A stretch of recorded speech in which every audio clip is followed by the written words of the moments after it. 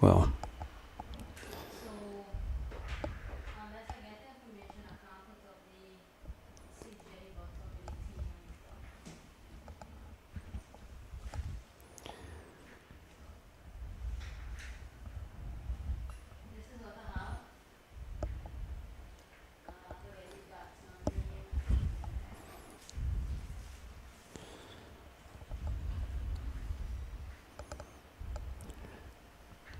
well, good afternoon. We are here at Shore Park for this match between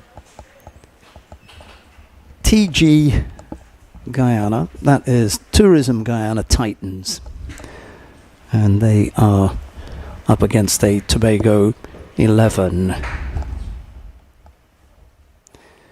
I'm just going to have to call it Tobago 11.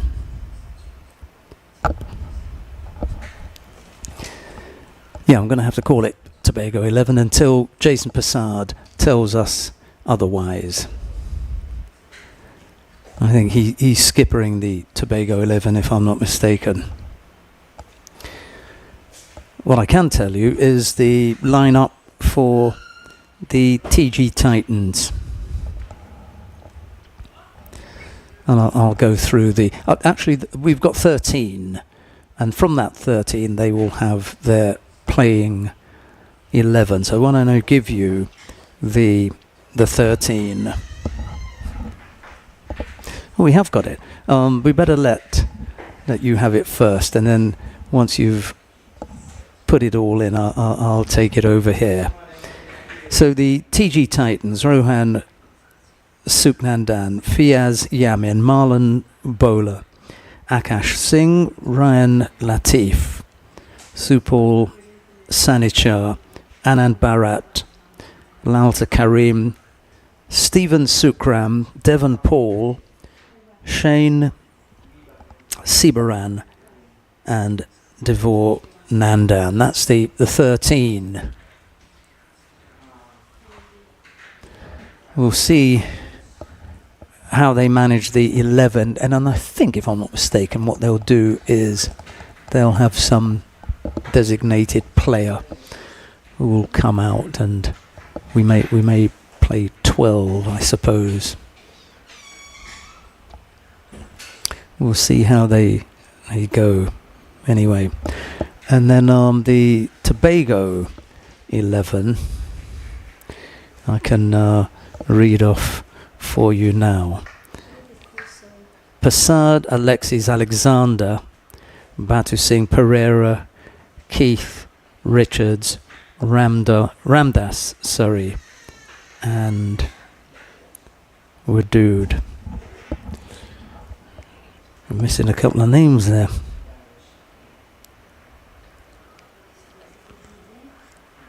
It's Jason Passard, Joshua Alexis, Kieran Alexander, Darius Batu Singh, Haglon Pereira, Enrique Keith, Cardwell Richards, Michael Ramdas, Khalid Wadood, and we'll just get the other couple of names when they when they arrive, I suppose.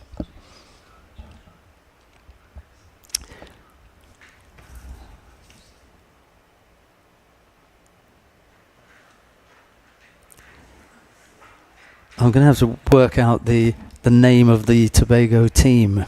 It's eluding me at the moment. Crusoe. Yeah. Oh, okay. The Crusoe Cuisines. All right. That makes sense. We'll see who's going to do what. The two teams are having a little bit of a chat. Well, I say the two teams, but it's really the TG Titans that are gathered in the more recognizable type huddle, if you like, in preparation for taking the field. But the two Tobago batsmen are going out there. And I'm going to ask, do you know who the two batsmen are then? So it's Cardwell Richards. What has he got? The yellow pads or the pink pads? He's got the yellow pads. And who is it that's got the... Darius. And Darius is going out there with him. Well, that's nice, isn't it? Look, here we go.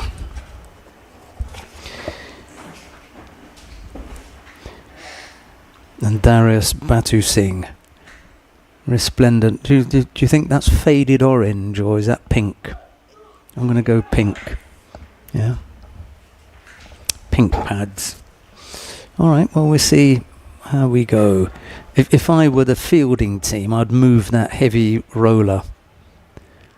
I mean, if you have someone fielding on the boundary and you get a big hit, you're going to run into that, aren't you? I'd get that out of the way, but that's just me. I wouldn't be interested in having anything near the boundary edge, but hey. We'll see how we go.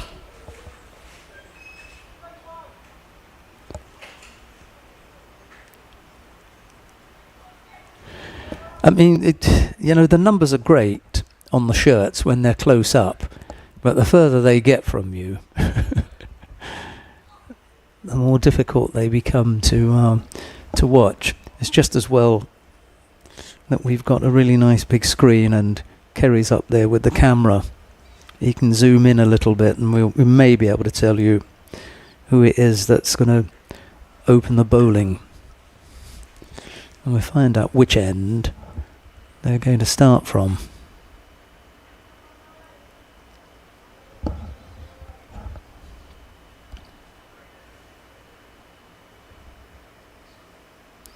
I gave you 13 names at the beginning.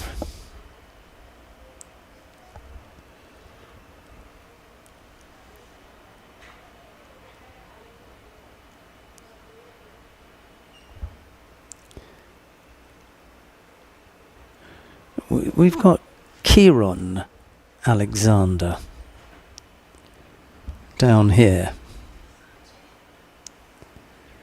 But surely that is 159. Surely that is Adrian Alexander.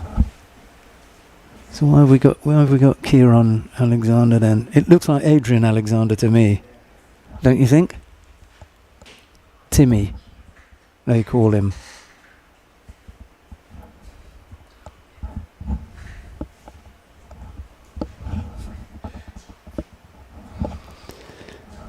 Anyhow, we'll try as best as possible to... The very least that we can do is tell you what's happening and what the score is. Who's doing what may prove a little bit more difficult. We'll have to see. I like these kind of tests, you know. Throw you in the deep end and just say go for it.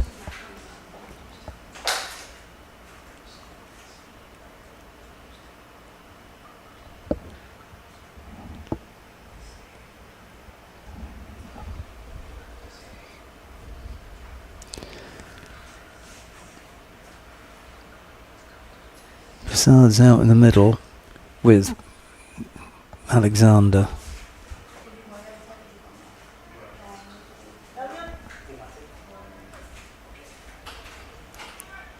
So I suppose they're going to do the umpiring duties. It's always a little bit tricky when you're playing. I suppose it was one of the things that I disliked. No, not most. I was going to say it was the thing that I disliked most. It was one of the things that I disliked. There were only two. One of them was umpiring. I genuinely was not keen on umpiring, but the worst of all was scoring.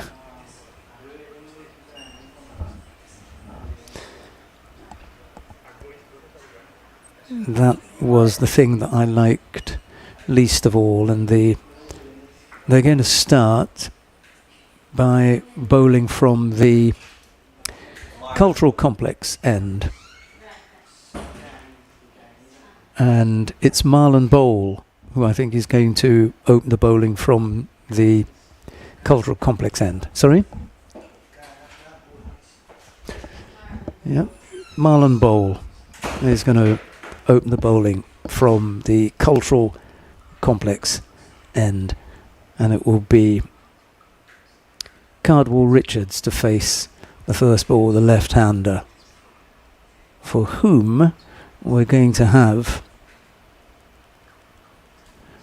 a cover, extra cover.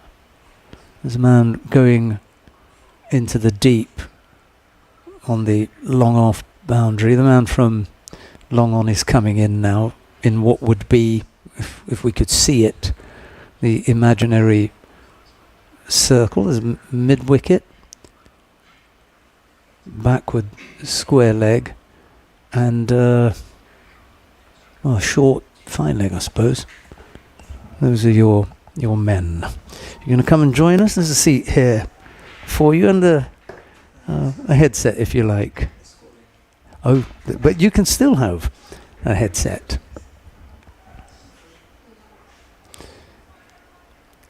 Cardwell Richards is going to face the first ball. The non-striker is Darius Batu Singh, and we're good to go.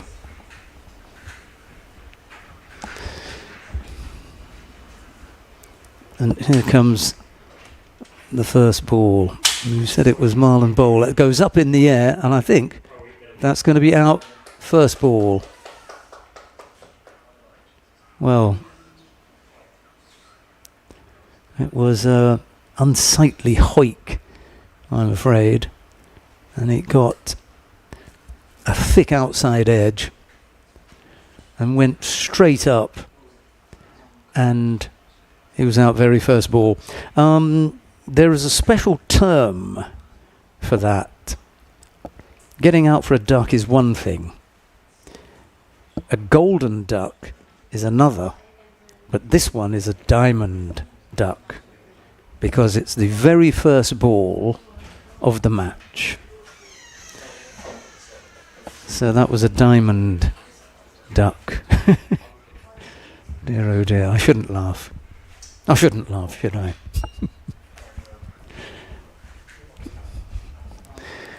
Someone from the Guyana team is offering me a drink. I think they're celebrating already. I've only had one ball, mind you.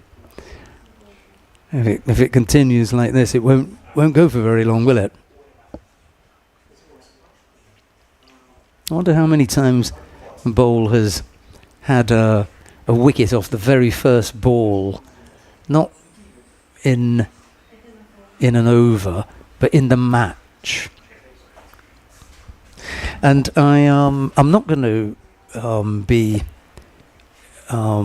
self-effacing here. I'm going to tell you that it happened to me once in my whole life, and I opened quite a lot, and only once was I ever out for the very first ball of a match, and only ever once for a golden duck. I've had plenty of ducks, but golden duck only once. Here's the next delivery, and it's pushed into the offside, and there's no run. We got a right-hander batting now, so I better give you the feel for this one. I can't really call him a slip, can I? Anyway, well, maybe, yeah. Ooh, that one kept a little bit low. And the keeper's standing up, so I am going to call him a slip. There is this time a point, extra cover, mid-off, long on, mid-wicket, punched to the man at point, and there's no run. Square leg. There is actually a deep mid-wicket as well, and a short fine leg. So nice to be in a position where you can see what's going on. We were at square leg last week in Plymouth. Yes, the new batsman is Enrique Keith. He's faced a couple of deliveries. He looks to play that down the leg side, and Jason Passard holds his hands out and calls a wide. I'm signalling to say that we saw the wide, because we'd better put that down as well. There's an attempt to sweep that from outside the off stump. Does Keith? He doesn't really connect, and it's the end of the over. And after one over, we've got a wicket down, and he's wicket maiden. There was no run. Oh, there was one. No, there must have been a wide. Yeah, one wide. Yeah, so there is one on the board, but none off the bat. One wicket, one run, and I hope that we did get 7 deliveries in there. It was Enrique Keith who was facing at this end. We're going to have Darius Batu Singh. Who've we got coming to bowl then? I have got the numbers here. Devon Paul, 47. I'm going to need binoculars, I think.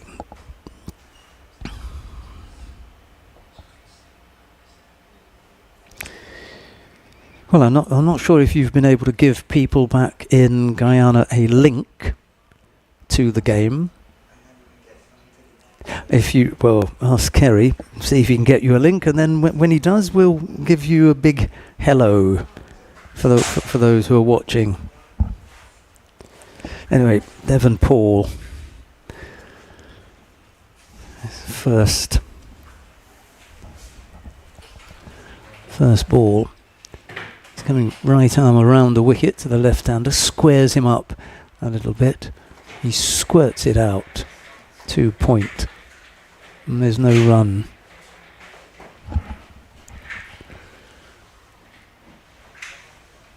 The slip, point, cover, extra cover, mid-off, long on, mid-wicket, square leg, and deep fine leg. That's a nice looking shot, driven straight to extra cover, and there's no run.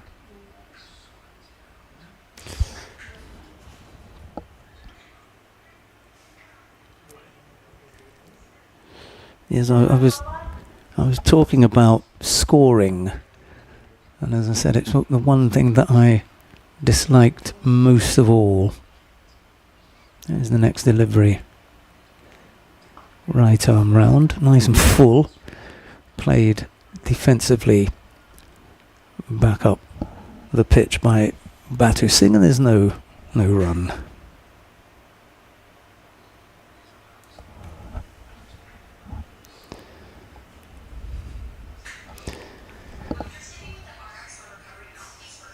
I'll have to get one of those apps for my phone. There's the next delivery, really full, right up there, and dug out by Batu Singh. Another dot ball.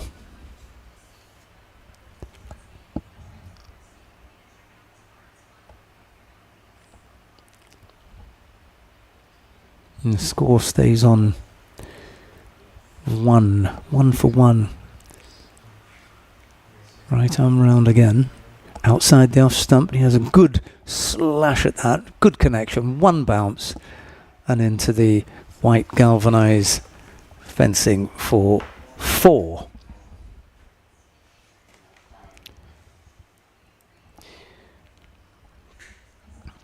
Just to let you know that when the umpire is giving the signals, he's actually looking up here. Yeah, so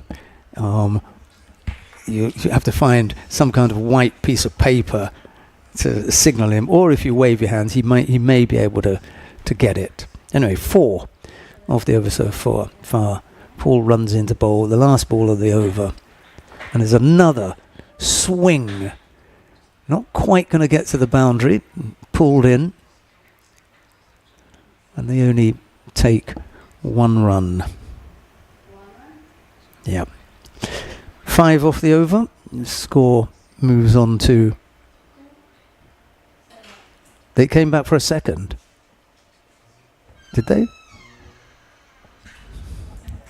Did you see them coming back for a second?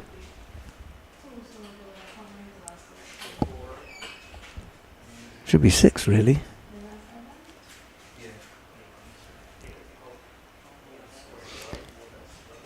Oh, he must have come back for 2 then. We'll give him 2, shall we? I looked away, and they looked as though they were jogging.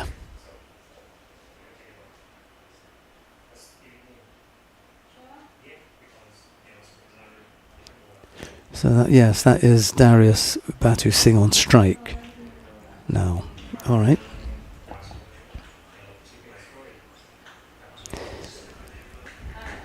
Dot ball to start the 3rd over. What we got as far as the field is concerned? Looks to cut that away. There could be enough on it. There is. Off to the boundary for 4. Batu Singh.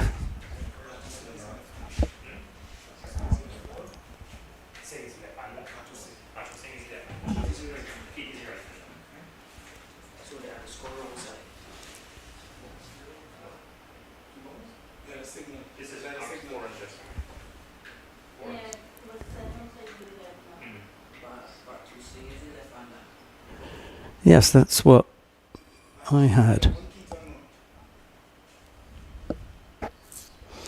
Yeah, so it's Batu Singh. We'll just tidy up the screen. It's Batu Singh who has the 11, and Keith is on 0. We'll tidy that up.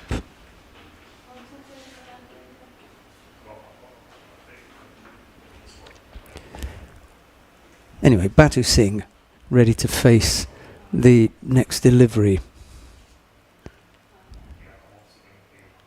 Oh, that one moved a little bit.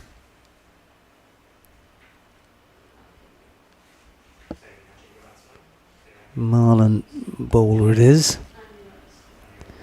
Just beat the outside. He cuts that away, but straight to backward point. And there's no run.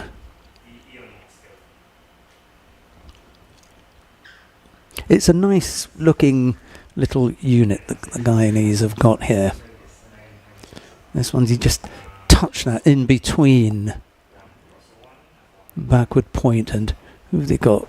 Is there a man at first slip who ran to pick that up? We'll see what they do. They take 1 anyway, and now we'll have the right-handed Enrique Keith. He's on strike now. Just want to send him a little bit finer, the man at fine leg. He's actually up. Short fine leg, really. Keith plays that into the offside. And there's no run. End of the over.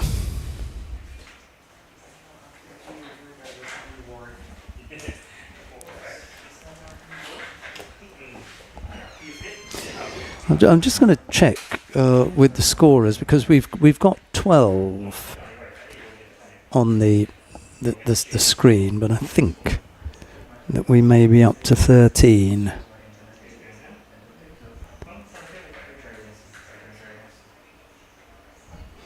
We shall see.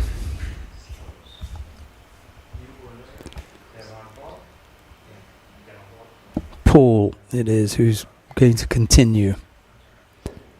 This is from the pavilion end.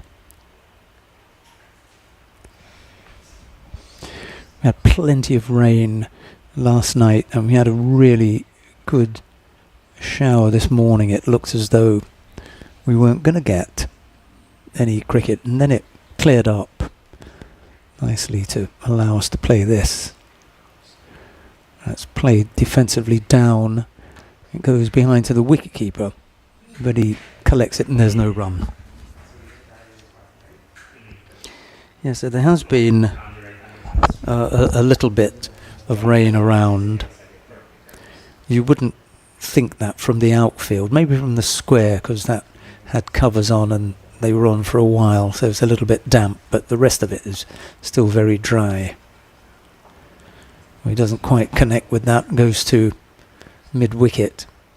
It was an ungainly looking finish, actually. It looked nice in the beginning. The setup was good, but then lost its shape in the end, and he ended up dragging it to mid-wicket.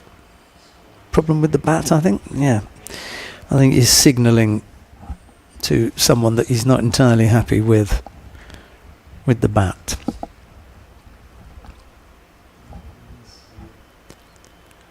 There's the next delivery. He made a nice connection with that one. Made the man at extra cover dive to his left.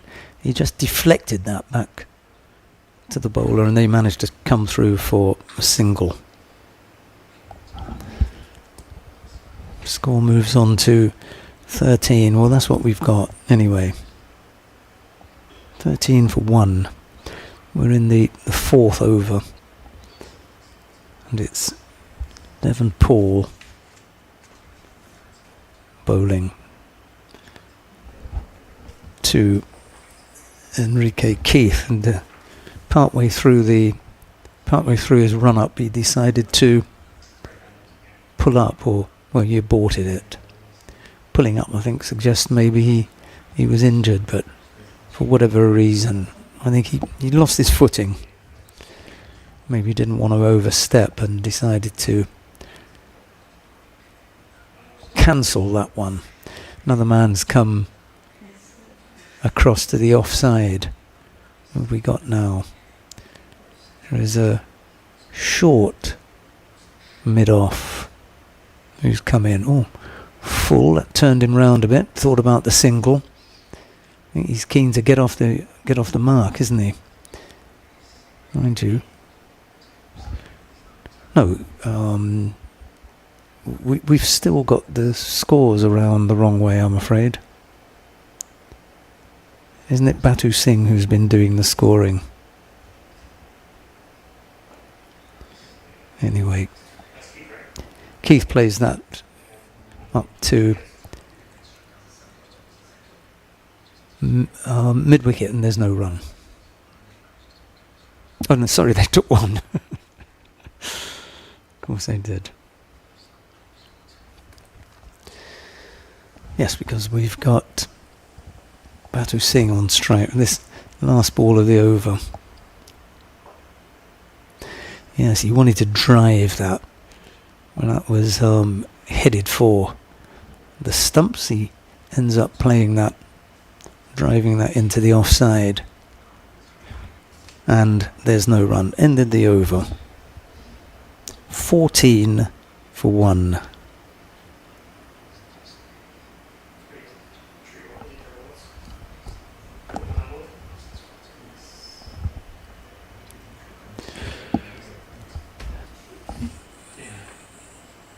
Yeah, it looks like Bowl is preparing for his third over at the far end.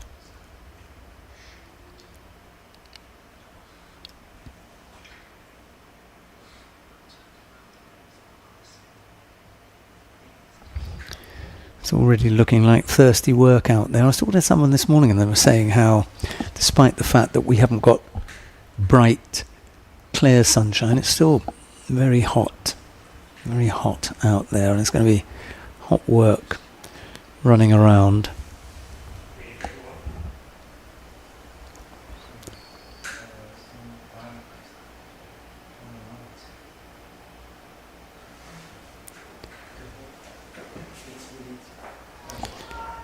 Keith has a swipe at that one.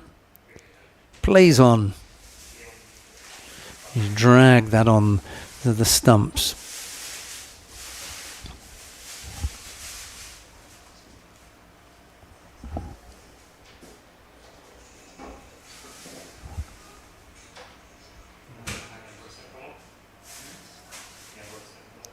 That was our Enrique Keefe, by the way, who dragged it on. Had a bit of a waft at that. And brought it back onto the stumps.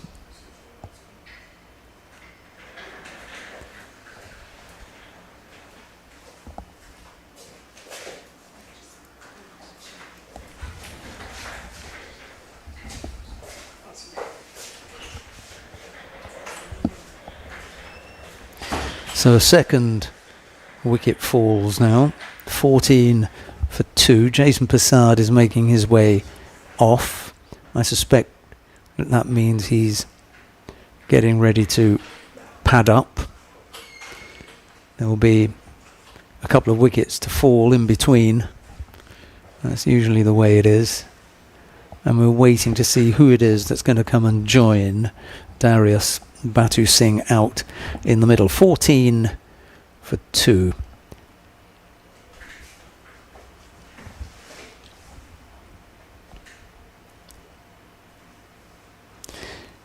The square leg umpire, he's got 159 on his back, heavy set, and yeah, he's we've got young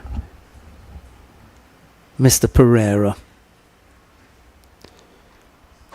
Kalon Pereira. How old is Kalon, do you know? 17. Looks about 12. Where does Kalon go to school, do you know? He's at Speyside as well. Who else was it that was saying, oh, whoever it was that was just here. He's also at Speyside, isn't he? He was playing for the TCA last year. Kalon Pereira.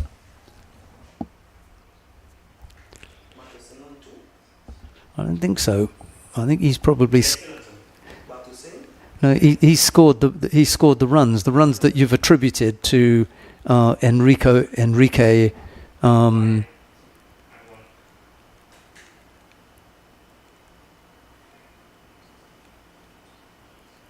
Yeah, the runs that were attributed to Enrique Keefe were actually scored by. We'll get round to it, but Batu Singh is the one who scored those runs. That was nice. That came in. You saw the shape from bowler there.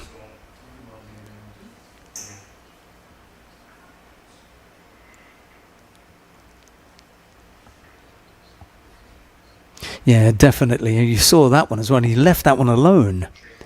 It's a little bit brave if you've got someone who's bringing the ball back in, and it pitches just outside the off stump and you decide to leave it. So he's going to have to get over there and look at that appreciably coming back in. It's coming back in off the pitch as well.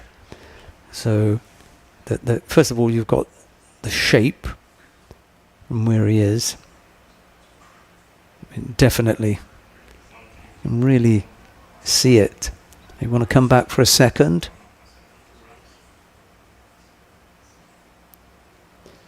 And Pereira managing to kind of late cut that and picked up 2 runs. 17 years old, at school in Speyside. That's as much as I can tell you about him. Faces the next delivery. Might want to just get a little bit further forward. Try and nullify any of that turn that bowler's been getting. Anyway, end of the over. 17 for 2. We've had 5 overs. The Crusoe. I'm tempted to say Cousins, despite the fact of the spelling, but Cousins, I think we better go for. Yeah? Is that what they're calling it? The Crusoe Cousins, yeah.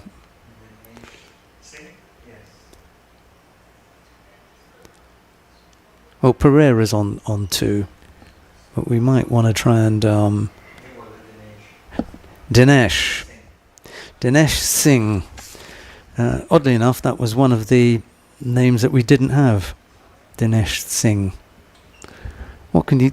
Yeah, it wasn't in the 13 that they gave us. So Dinesh, he's the slim one, isn't he, that we picked out from downstairs.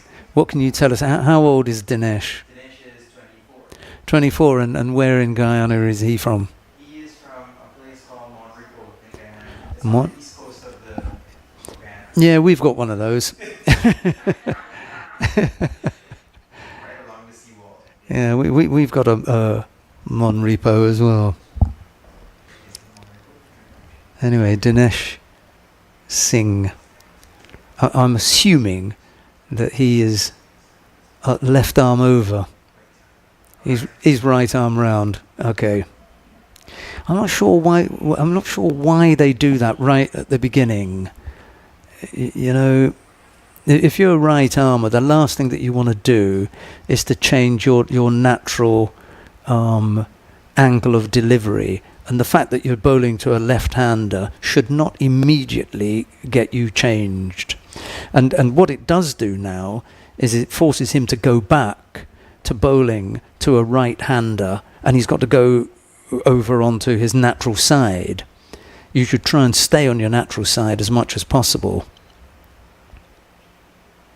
And that goes down the leg side a little bit. He might get away with that. Just drifting down there, but just a single off that first ball. I really think that unless the left-hander is giving you trouble, then go on this side. That's up in the air. It's over the head of bowler, I think that is, who's chasing it down. He picks up, throws in, and they take how many? Did they come back for a second? They took 2. Bowler had done his bowling from the far end or the cultural complex end, and he must have upset the captain because he's told him he's got to come and field down at long on for the right-hander. I'd have left him up there. Anyway, just gave himself a little bit of room, stepped away, punched it to mid-off, and they came through for 1. He looks reasonably well organised, doesn't he, young Mr. Pereira?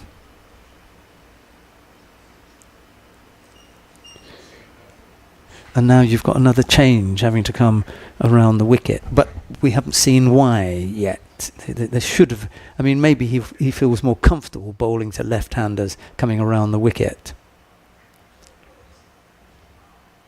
Well, it was worked to square leg. It got to him fairly quickly, but they still managed to take 1 in the end.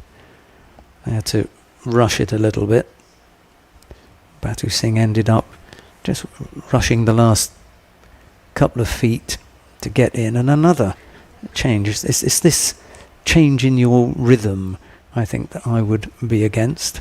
Anyway, he's in full.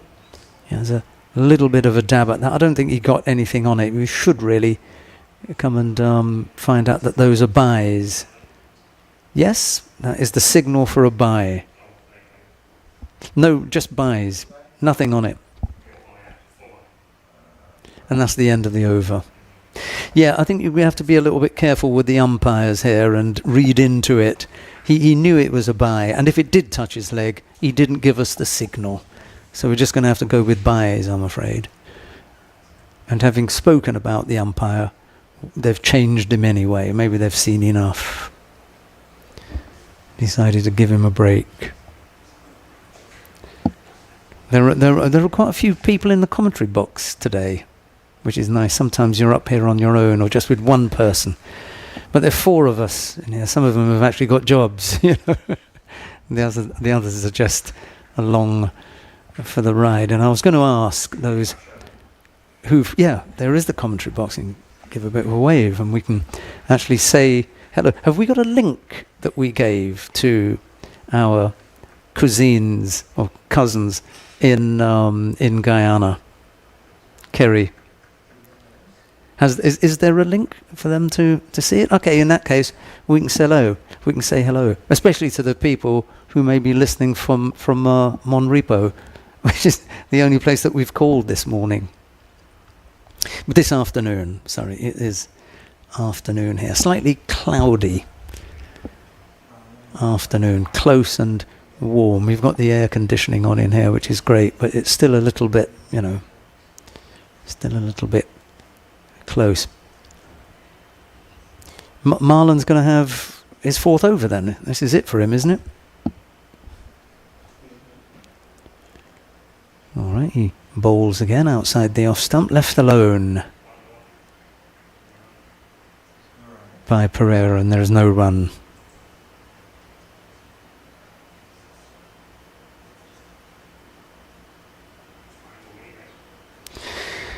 Yeah, I think when I get a chance, I'll ask. Oh, cuts hard at that. Doesn't get enough on it.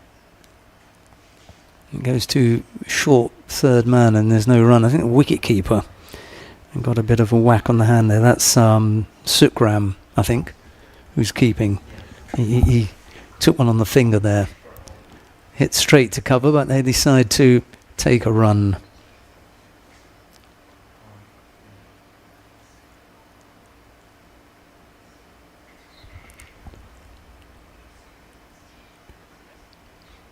Who is it that they've put in the deep? It's Dinesh, isn't it? Who's gone out into the skipper is unfeeling, really.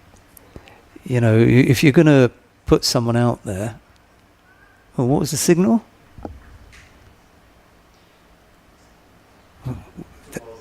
Oh, he was asking how many balls are left. Yeah. I was going to say I can't remember having seen that signal before. Yeah, if you're going to have someone bowling, then when they are in between overs, then get them out of the way. You definitely don't want them in a position where they're going to have to do anything, or do as little as possible. End of the over. And I think I'd have put Dinesh at maybe short third man. So that's Marlon has bowled out now. No pun intended. Because that's his name, isn't it? Bowl. So he has bowled out. Keep up, Kerry. Come on.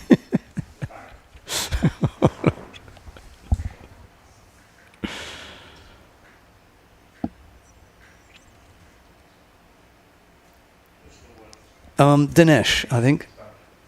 Poor little Dinesh. They've dragged him from out in the deep to bowl again. And he's got this left hand, right hand dilemma, I think, to deal with. I just think it would be unnecessarily unsettling in the beginning to go left, around and over, round and over. If they knock it around with singles, then you're just slightly out of your comfort zone. Marlon is signalling for a drink. It looked for a moment as though he was signalling us, but we can't help him. Right arm round. Played into the onside. It goes out to square leg. They take one. They think about a second, but he's already got it in his hand. And there's just the one run.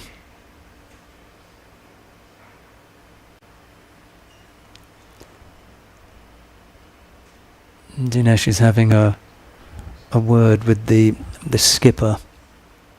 He just wants a change in the field for the right-handed Pereira, who's on strike now. Not quite sure what he's on. We'll find out anyway.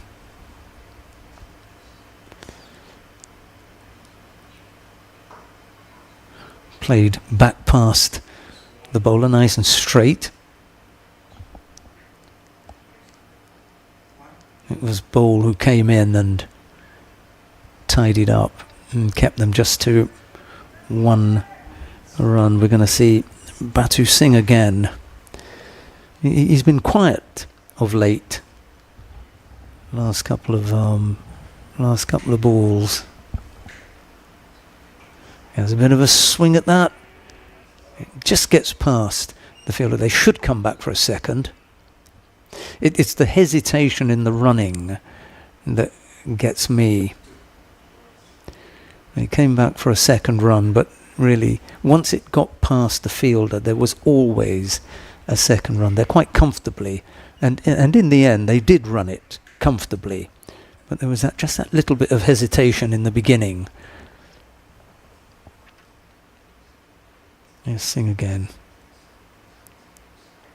Oh, nice and brave. A good hit down the ground. Marlon Bowl is called into action.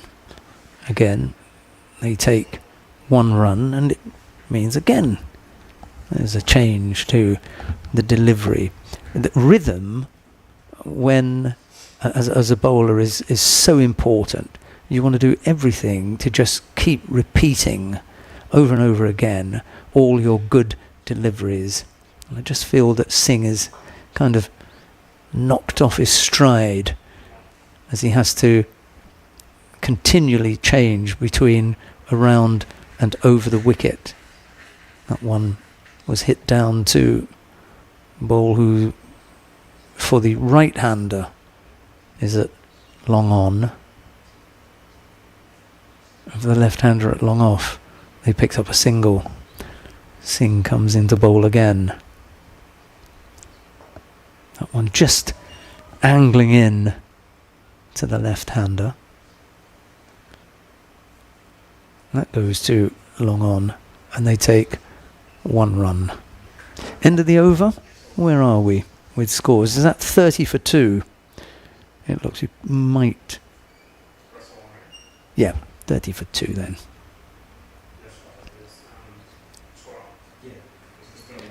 Well, as long as they keep knocking it about and the odd boundary here or there, they'll be able to set TG Titans a little bit of a total. It would be disastrous for the visitors if they weren't going to chase something 120, maybe 130 would be nice for them to have a little dig at.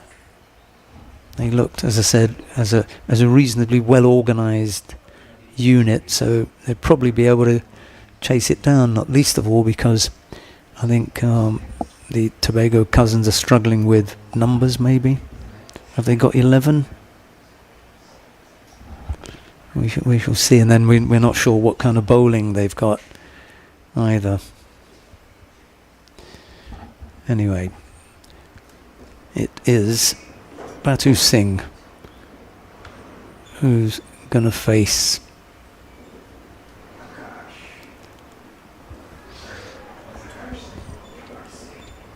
we've got Singhs from both ends. This is Akash from the Shore Park Cultural Complex end. That's the nice big building that you can see in the background sometimes in your shot. It's a terrific facility here, just on the edge of Scarborough as you come out up the little hill. Here's Akash again. Well, he was in the air, but there's no one near it, so it's completely safe. Sort of lofted back down towards the Mount long on, who comes running in off the boundary. They took one. Singh again. That's a bigger swing. That's in the air though, swirling around. Not going to catch that. Yeah, just the one. Once they start, once you see a fielder turning his body and looking for the ball, then you know there's going to be trouble. You really have to be set and not moving. The more movement that you have, the more difficult the catch is going to be, and that one looked as though it was never going to be held. He was running away from it and then turning and then trying to find it in the air. It was always going to be a difficult one. He took one run. Pereira has a swing at that one. Sukram, I think, has got something wrong with a finger, because he took that catch and you just saw him jump up and down with the shock in his hand. So he's probably hurt himself over the last few days. That one went to backward point and they took one run.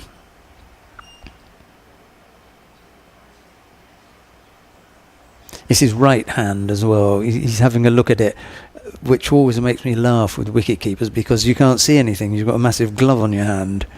But he was looking at it. Oh, that's a good stop. That really is a good stop, because he had something on that. Batu Singh cut to backward point, but it was Dinesh Singh who dived and stopped that, and that was a good stop.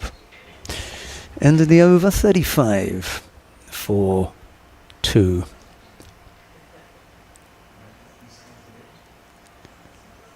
Singh has stopped to take a drink, which suggests to me that they are going to have a change of bowler. Yeah, Singh is making his way off into the deep somewhere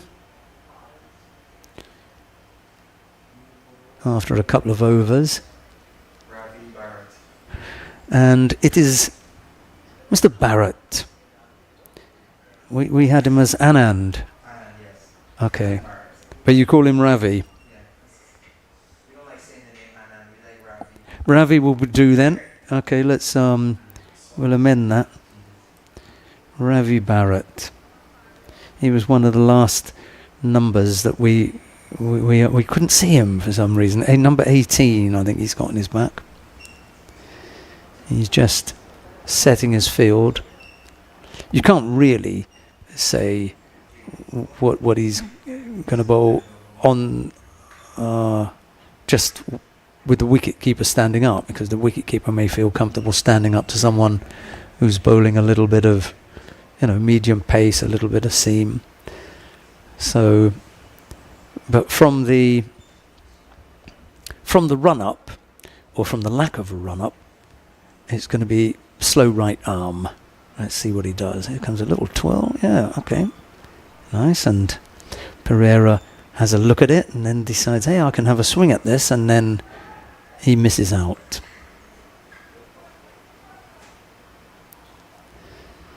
See if he gets a little bit of turn here. And that one was pitched too wide and went wider. And the umpire called wide. There's the next delivery.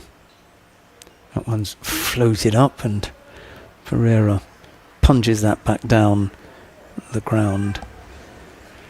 Barrett feels off his own bowling and there's no run. Here comes the next delivery. Ooh. Yeah, got to get forward.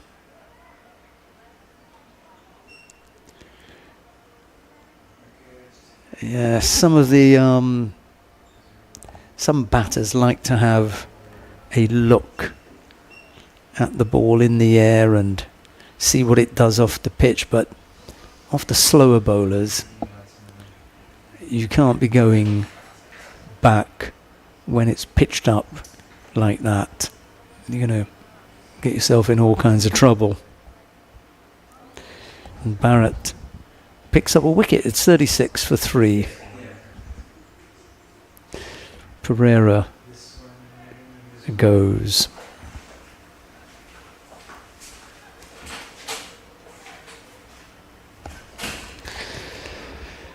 So Pereira has gone.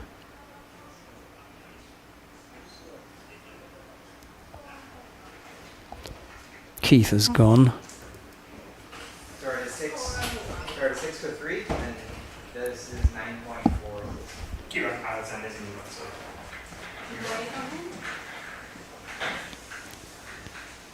Kieran Alexander is coming out to the middle. And Cardwell Richards went as well, didn't he? Those are the 3 wickets to fall. Pereira, Keith and Richards have gone.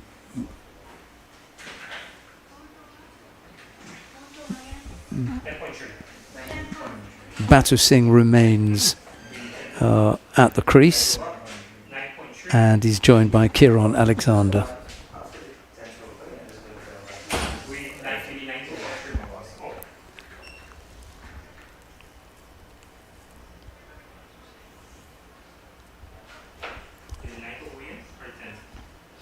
Well, I think we're going to revise. Sorry, I am going to revise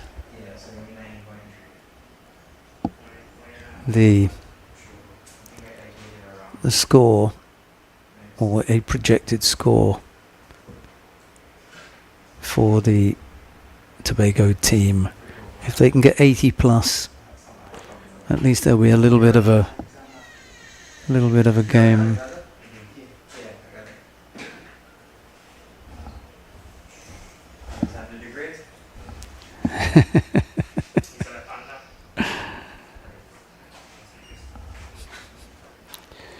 Well, if he's not Alexander the Great, great things are expected of him. There's the next ball. Yeah, he too wants to give himself a little bit of room. You might want to be getting forward to Mr. Bharat. And the other thing about the spinner is they can settle so quickly if you allow them to pitch the ball wherever they want to. Got to try and knock him off his length a little bit. See, they're all up there. That one, the line, he just got wrong there, but it's that length.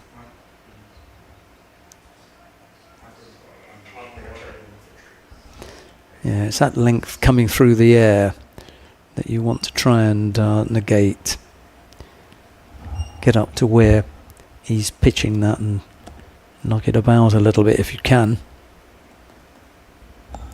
Batu Singh is back on strike 38 for 3. We've got one ball left in the over.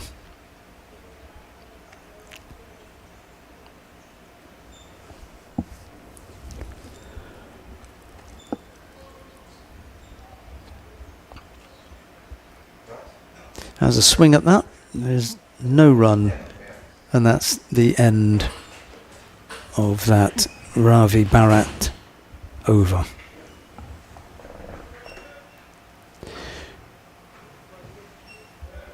Well, we'll see who it is that they're going to bring on from the cultural complex end. There are a couple of players running up there. I'm not sure if one of them is. Well, it probably is. He's going up to that end with a little bit more urgency than anyone else, which usually suggests that he's going to bowl. And that's the case. He's handing his cap to the umpire. Who is it that we've got from the cultural complex end then? I couldn't see his number as he was making his way down to that end.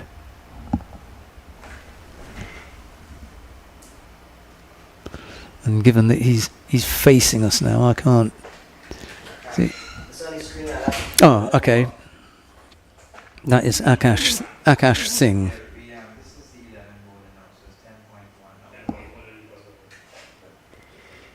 Yes, I remember now.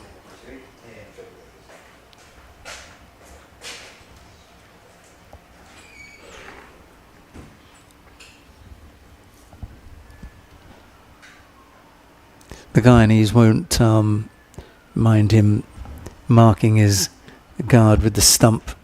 After all, it was their man who kind of invented it. So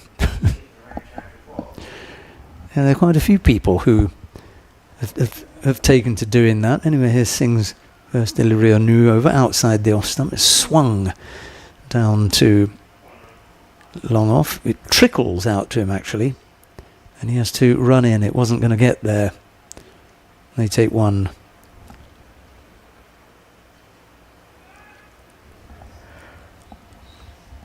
Yeah, that one was making slow progress. The outfield maybe just a little bit slower than it has been over the last few days. Cut to point, but they still managed to come through for one run. it was a diving stop, and he just managed almost like a goalkeeper to push it away from him, and that gave them the chance to come through for a single. That brings Alexander on strike. There's acres of room in the offside through cover.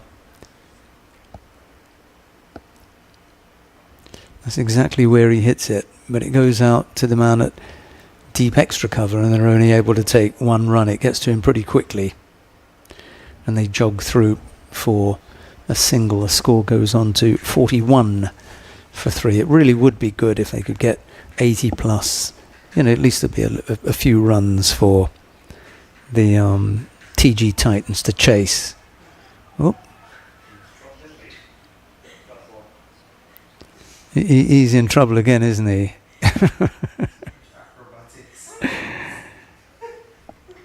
Sukram, where did he get hit this time?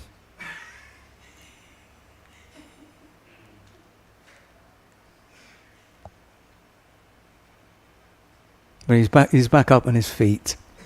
Gloves are on. Here's the next delivery. Well, he's had two. That one was wide. He had to take that one on the side. Although I think the pad. He's limping now. Gloves are back on. He's tidying himself up after rolling around in that dirt.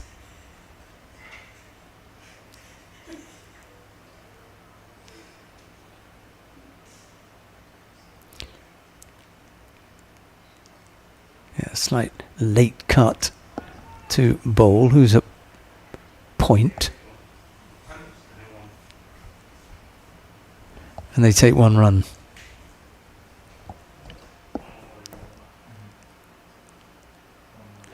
Batu Singh has played reasonably well, hasn't he?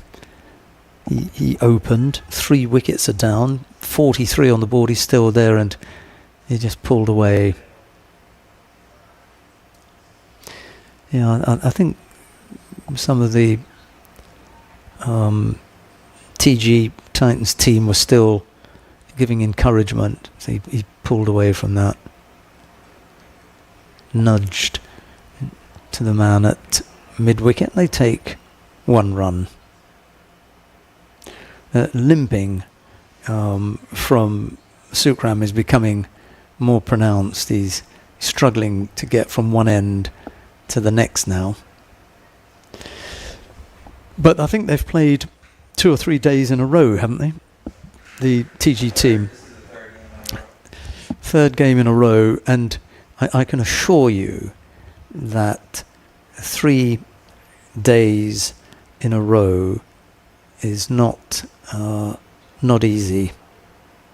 Even if it's 20 overs or fun cricket, it's not easy.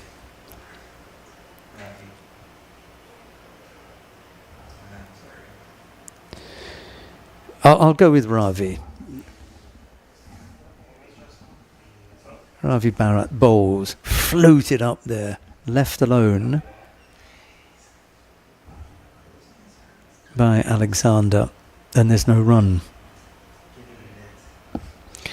It's 2:45 here in Tobago. Oh, he was a little bit lucky to get away with that one. They're going to come back for a second, undercut it, and it went past Mr. Sukram.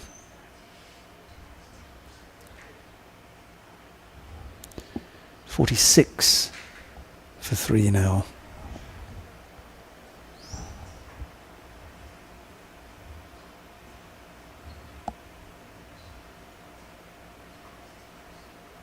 Yeah, he's had a good look at that. They're going to shy at the stumps. It misses, and they're going to come through for an overthrow. So they managed to get 2 off that. That was sensible running from Alexander and Batu Singh. 48 for 3 now.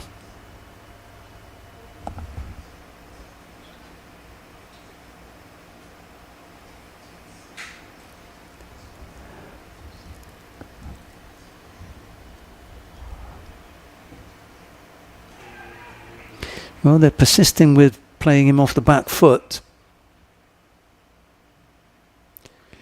That one popped up in the air into the offside a little bit. It's the second time that it's been in the air for a while, but landing safely.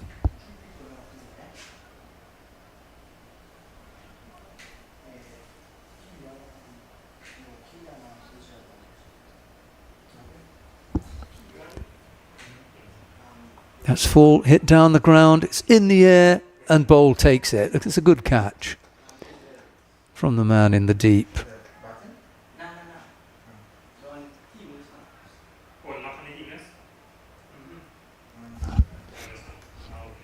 Yeah, Batu Singh, who'd been looking good, and then I said he was just being kept quiet for a little while, maybe feeling that he needed to get on with it and put some runs on the board, hit that straight down the throat of Marlon Bowl.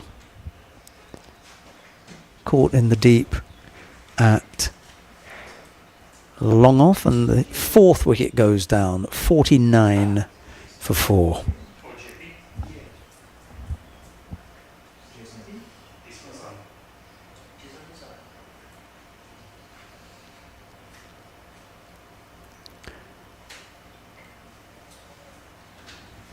So as Batu Singh departs, Jason Prasad makes his way out to the middle.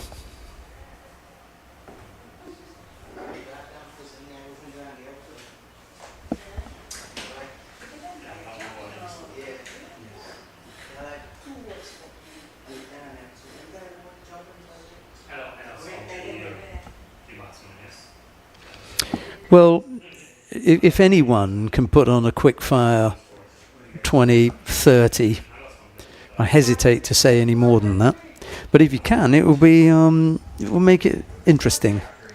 Prasad's going to have to get cracking and score some runs for the Tobago team.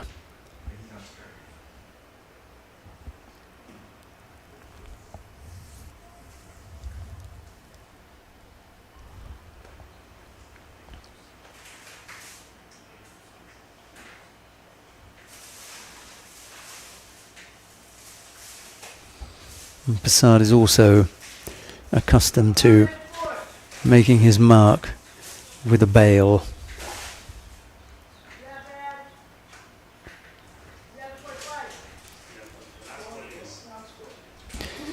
One ball left in the over, I think.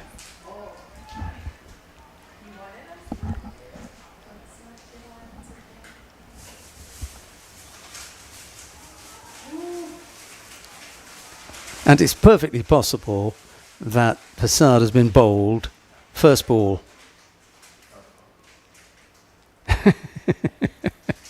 I shouldn't laugh, should I?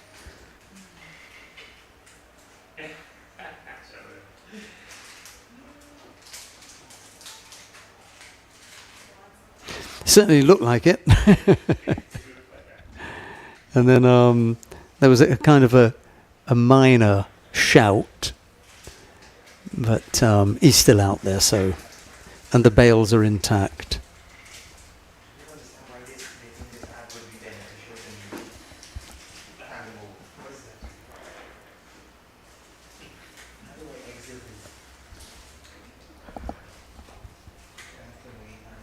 So after a minor scare from Prasad, or a minor scare that involved Prasad, the possibility that he'd been bowled first ball, it didn't happen.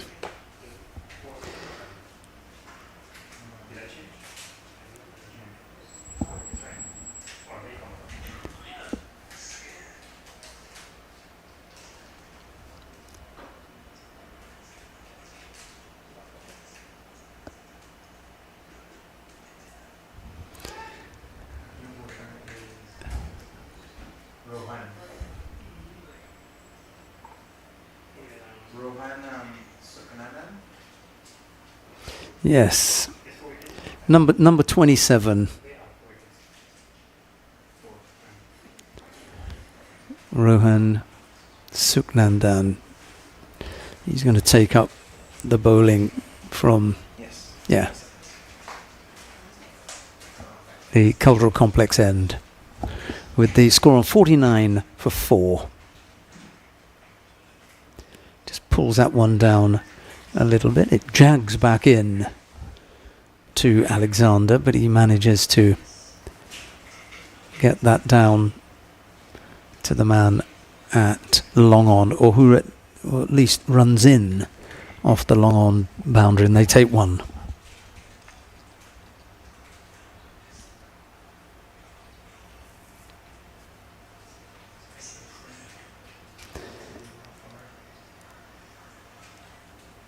Prasad now settles over his bat to face his first ball from this end. First ball from the other end looked really tricky. He cuts that away to backward point. They take one run. That looked comfortable from Mr. Prasad.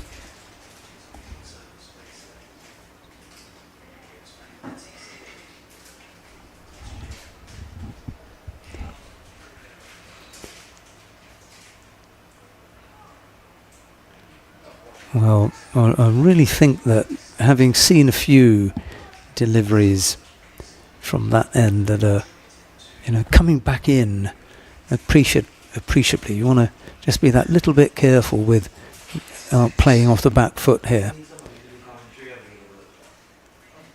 Ooh, swung away out into the deep, goes out into deep mid wicket, and they take one run.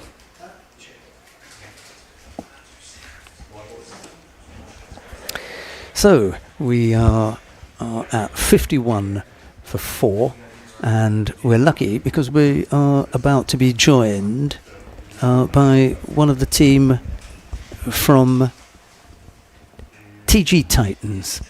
Good afternoon. Good afternoon. Naren Maraj here from TG Titans. Nice to have you with us, Mr. Maraj. You're not... see, 868. Well, I'm not going to ask you if that's your highest score. I think I know the answer to that. No, definitely not. Oh, it's 8 for 68. Well, that's congratulations. You got an 8 for. If Well only done. that was true. But Who- I'll take it. Is it not true then? No, it's not true. He's lying on me. Oh, but 868. So, what's the significance of 868? I'm a born Trinidadian living in Guyana. Oh, 868 area code. Yeah. Yeah. You weren't born in Monrepo, were you? Because that would really make it good. That would fit our story, because there's someone who's playing on the team from Monrepo in Guyana. Unfortunately Dinesh. not. Oh, okay, but you've completely lost the Trinidadian accent. I have to tell you that. Yeah, I've been living there for about 30 years now. Okay, well that's definitely you got the Guyanese. And in the meantime, we've moved on to 54 for Jason Prasad is asking for something. He's only been out there for 2 minutes. Come on, what could you be asking for? It looks like a change of bat. He's only hit the ball once. There's the next delivery. That's a nice big swing down into. There's a man in the deep. He comes in off the boundary, but they manage to pick up one run. There's plenty of room out there, and in fact, the more runs that they can put on, I think, the better for TG Titans, because you're going to want to chase down 120, 130, aren't you? You want. For sure. We had a rough 2 days adjusting, and that's it. And it's Thought good. I had one man down. That's incredible, because the last time he was at that end, I think we thought he was bowled. This time he's caught, and he's definitely walking off this time. So Prasad goes for very little, and we were hoping that he would score a few runs at least to make it interesting for the TG Titans. Who was it that was caught? Who caught him? Devon Nandan, the captain. He's the captain on the field right now. All right, Devon Nandan. And it was off the bowling of Anand Bharat, Ravi. Oh, Ravi, yeah. Yeah. We worked out that they rather call him Ravi. Yeah.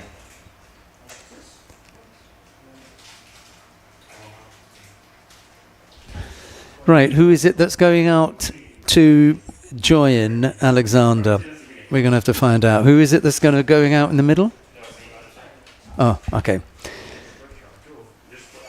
We're going to find out, because unlike the TG Titans, who are resplendent in lovely uniforms with names and numbers, the Tobago team haven't managed that, I'm afraid. So it's a little, okay. It's Joshua Alexis. Joshua Alexis is out now to bat. Yeah. At number 6.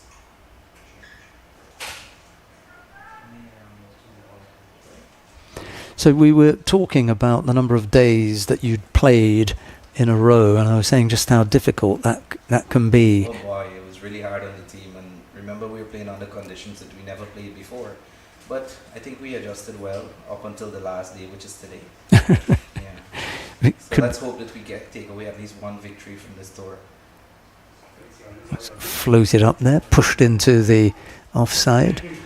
It's fielded after a couple of bobbles at extra cover. Yes, that is by the captain also, who just took the catch. But they come through for one run. I think there was a run there anyway. He just wanted to pick it up first time, and then second time it didn't get there either. But just the one to the total, and the score goes on to 56 for 5. Here's the next delivery. He wanted to give himself a little bit of room and thought about cutting that away. Didn't make the best of connections. How many? We've got one more. No, 2 more balls left in the over.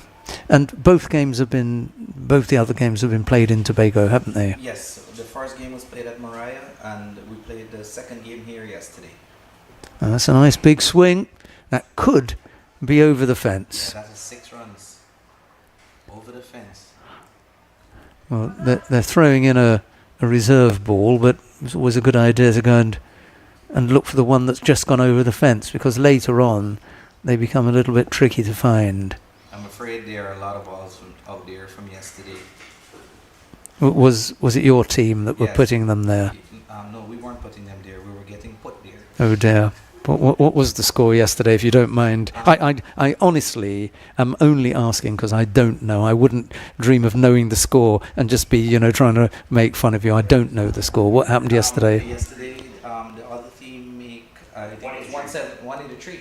Yeah, and we chased at 121 or something like this. Yeah. It was a pretty bad outset. Well, I can tell you, there's one bit of good news, is if there are a few balls there, send one of your guys down there to have a hunt around, and you might pick up a box full, because there are plenty that have gone there over the years. He is going to go and have a look. He's just having a quick look for... Yeah, because bowling with a new ball For as a it. spinner is pretty hard. It's always better as a spinner to have a bit of an older ball. Well, they've had... there's been a bit of turn from the far end when your boys have been bowling from the cultural complex end. I can't remember who it was that got it to come back in appreciably. It did look good. I think that would be Marlon Bowl. Yeah, Bowl, who's just bowled that ball in. He's on the boundary at the moment, and he's about to be given a ball back. Every time you look at him, he's got a ball in hand.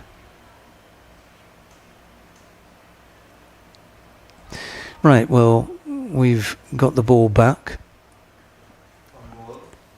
and Barrett, it is, isn't it? Ravi Barrett, who's ready to bowl from the pavilion end with the score of 62 for 5. Here's the next delivery. That's hit down the ground, and again it's Bowl who's in action. He wings it back in. Very good throw in. Yeah, he's got quite a good arm.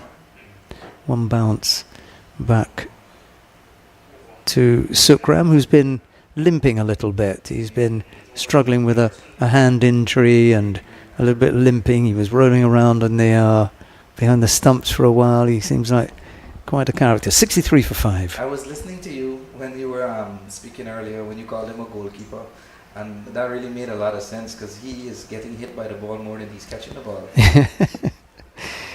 Yeah. But the main thing is getting the job done. Yeah, I think he's. Commitment is there. I think it's the left leg, if I'm not mistaken. He's just. You can see him. He's giving it a little bit of a walk and. No.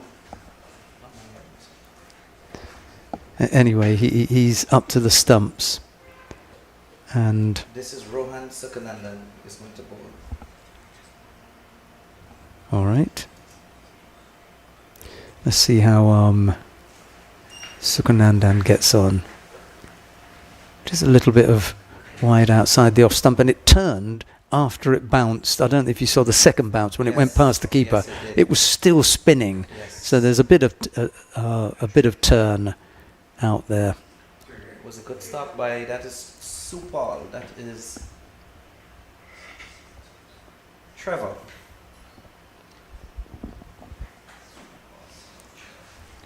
Not here, miss. All right. Let's see about the next delivery then. That's cut away. He gets a thick outside edge. They'll definitely be able to come back down for a second. They should really be able to come back for a third with the throw, and they've run that well. So 3 runs, and he underarms it in it anyway, so they were pretty safe. I think he's trying to save his arm to bowl. 70 for 5, beg your pardon. I was A little bit. a little bit behind, yeah. 70 for 5. I think anything over, where are we now, 14? You know, you could do the 120 as long as they don't lose too many wickets. And I think it would be nice for you guys to chase 120. I was saying earlier on, I think you look well organised, and against this kind of bowling attack, unless they've got something hidden downstairs that we haven't seen yet, I think you could probably chase that down. To be very honest, I think we should be chasing less under 100, and that would be excellent for the team because these guys are pretty tired after these couple of days. But if it has to happen, it'll happen, and we could put the best foot forward and see how best we could get it done. Yeah, I feel as though I've even got more confidence in your team than you have. And I'll tell you why, because it's the last game. You're going to give everything because there's nothing to give for Of course. tomorrow. Here's the next delivery outside the off stump. That came back in, didn't it? They just took the single. And I think that if you're batters, you must have 4 or 5 up in the top order who can do a bit. And you know, These they could guys- knock it about. Yeah, these guys, they can do well when they need to do well, and I have full confidence in the top 5 pairing. Yeah, today's the day, and I just fear that the Tobago attack is not as potent as the ones that you may have faced before. That was a good delivery. They just take 1. Stefan likes to throw himself down a lot, though. That was Marlon Bowl as well, throwing that in. He's like a honey badger. He's just throwing himself around in the mud. He puts his arms out. I think maybe he's got in-air commentary. He can hear us, and he's put his arms out wide to say, "What do you expect?" I really hope he can go back and listen to this. Pulled out into the deep. Is that Dinesh Singh? That is a Akash Singh. Oh, okay. Yeah.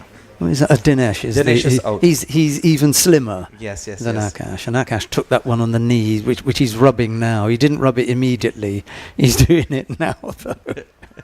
He's bent over double, and there's going to be a lot of soreness. He's a pretty young Tonight. guy. I think he will recover well from this. And we have Anand Bharat again. Yeah, I've liked the look of spin for the TG Titans better than the little bit of seam, Yeah. especially against the batsmen who were in before. That troubled them, and there were a couple of youngsters in there, a couple of 17-year-olds, and they looked as though they may have struggled with it. I like Batu Singh, actually.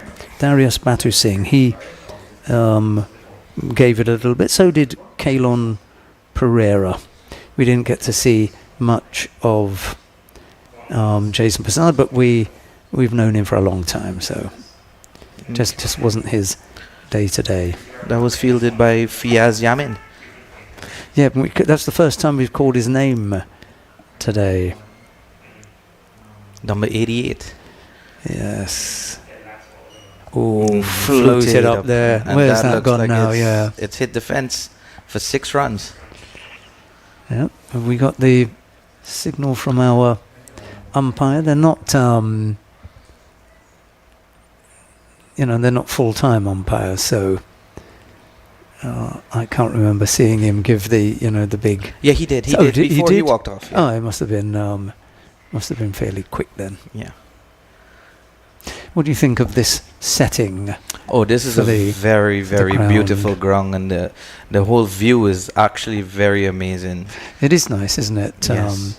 Scarborough in the background. That's, Oh wow, that's Yeah. what we call the sugar ball from Ravi. And he didn't pick it. No, he did not. It was onto him a little bit quicker, and he had just. Ravi is very known for switching it up in Yeah. between balls. He's very, very good. Very, very good. Yesterday he took 6 wickets out here. Wow. That was a Very little good bit- figures. Oh wow, that was a beautiful delivery. That was a little bit flatter as well. Correct. He tends to change the ball every single ball. 2 balls left in the over, I think. Yes, sir. Still fearful of having that big heavy roller down so close to the boundary. Oh wow. That was actually well played. A little defensive push. He spotted it early, and they took 1 run. We are now 83 for 5. 1 delivery remaining. And with that number of overs left to go, I think this is the time to have a bit of a dash. See if you can, knock it up to 110. Try to accelerate as best you can. Yeah, again, Fielded by Marlon Bowl. ball in the deep. And that is the end of the over. Yes. So it's 84 for 5 at 16.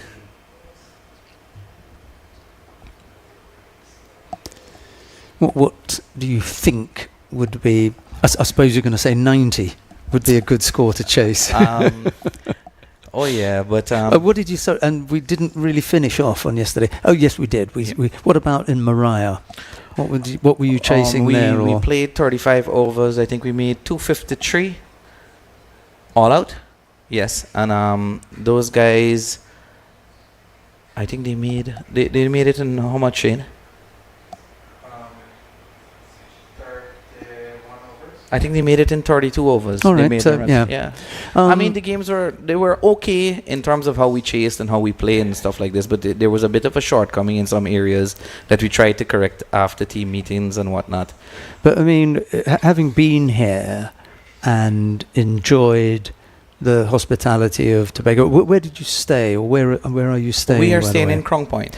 Okay, so you know that's entertainment, and nice beaches down there, plenty of food and everything. Yeah. So Tobago has been a very, very good experience for almost all the guys. We move around as a team, and it's a lot of us yeah, because I think it's 19 of us came over. So it's a big group then. yeah, I mean, it'd be nice if we could give you a game if you come back in the future and take you up in the east, maybe Speyside or somewhere. A little bit leg side, that one. I think that is Latif. That is Ryan Latif now bowling. Yes, that is Ryan Latif. And I think the batsman has decided that Ryan Latif is that quick, he needs a helmet. So he's called for the helmet. That is going to be wide. That is going at down. home. Yes, it would be nice to take you up in the east, possibly in Speyside or Roxborough, Yeah. and play up at one of those grounds, both of which, by the way, Stefan Sokram is having some issues. have these kinds of views. Oh yeah, this is very beautiful. I think Speyside is the most attractive of all. Here's the next delivery. Very good. Very good dot ball from Ryan Latif. Yeah, there was a big swing at that. His eyes lit up and he thought, I'm going to have a go at this, but couldn't connect. And I'll be very honest. In Guyana, we haven't been able to play cricket for the past month because the rain is really bad over here. You've got right your now. rain already. Yeah. How's this coming? As we speak right now, it's a lot of rain back home. So we came to tour on probably one game a month ago that we won, and That's pretty much it. And most of these guys who play on this team are a lot of friends and businessmen. So, time is not really on our side.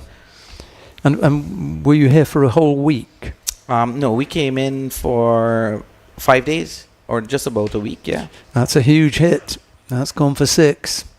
Yes, so you're trying to squeeze in 3 games in 5 days. That is pretty tricky. Oh, yeah, got guys looking for flights to go home tonight. Because remember, if you're a businessman, it's kind of be hard to leave for so long. Yeah. But I think we should do well today. I hope we do well. And best wishes are with the guys. And where in Guyana are you from? I am from Georgetown. All right. Yeah. Well, let's say hello to a couple of people that you know who may be listening then. Go on. Oh, yeah, for sure. I'd like to say... Don't say mum, eh? No, not my mom. I'd like to say hi to my wife, Cindy. That was the next best thing. Yeah. Well done. She's gonna love that. And my hello, 2 Cindy. kids, Maya and Shreya. Wow. They're twin. How old are they? They will be 14 this month on Really? the 24th, yeah. They're pretty big then. And what are they interested in? Your twins? One of them is interested in nothing when it comes to sports. The other, on the other hand, she is very interested in football. I think that's a leg by, isn't it? And it is. There's a lovely signal from our umpire. This is the first leg by signal I think we've had. We've had some buys, but that's the first leg by. And we have to thank them for doing the umpiring because we don't have an umpiring crew. Here's the next delivery. Played back and fielded or stopped of his own bowling. We were talking about the two... about your twins. Yeah. And they one's not interested in sport and the other is interested in football. Yeah, and I think she's interested in almost every other sport. She tries her hand at everything. And which is strange for a twin, yeah?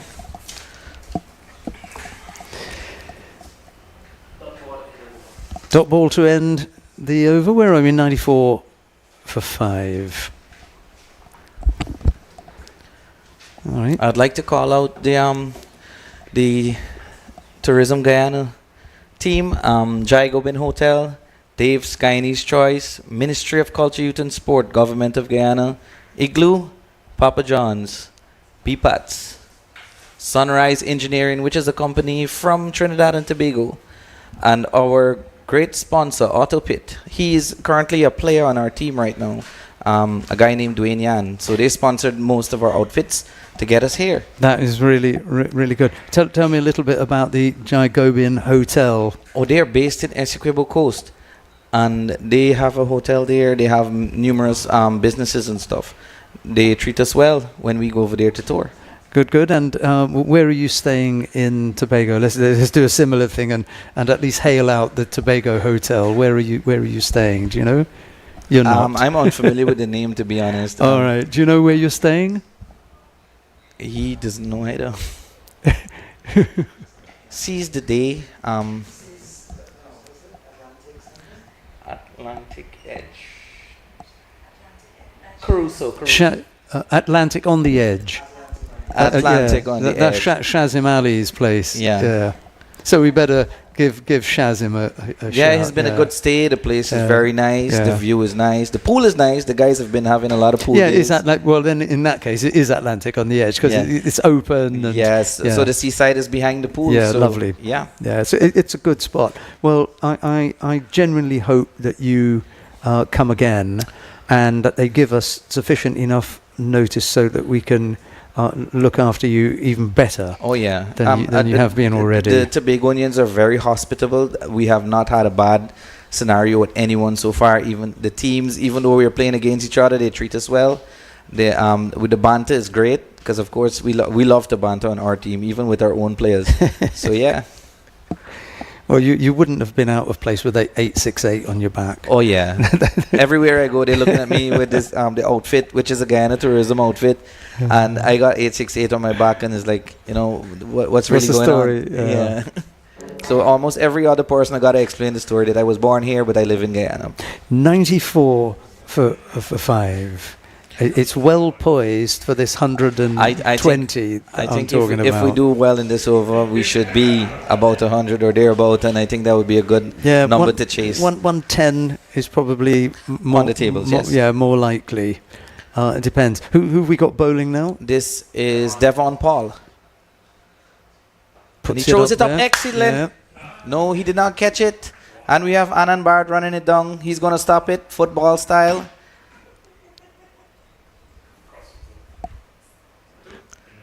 Yes, they did take a second. Just thinking about, because the wicket has done a bit, maybe just pull it back by a foot or two. Also, I believe this wicket is basically to play a lot of spin, but Yeah. yesterday the guys we faced, we didn't face a single medium or... Oh, wow. That was lofted. Yeah, that was a good one. Ooh, the bounce almost caught him when it ricocheted off the white galvanized. Stefan Sukram seems to be limping a bit more. 6 it was then. Yes, it was. So So we are that- at 103 for 5. Yeah, that 110 is now no longer looking like a possibility. It's an No, absolute they're- certainty. the It's the guys are- 120. They're accelerating a bit late here, but let's see what they do. Oh, wow. Ooh, that was in the lines. Yes, yes. Inside the lines. The umpire had a little look at it, but I thought it was good. Well, we have a rule on the team. Don't bowl the same ball twice. Especially if the result is to get in lofted so hard. Well, he kept it away from him that time. 103 for 5. Let's see where this one is going.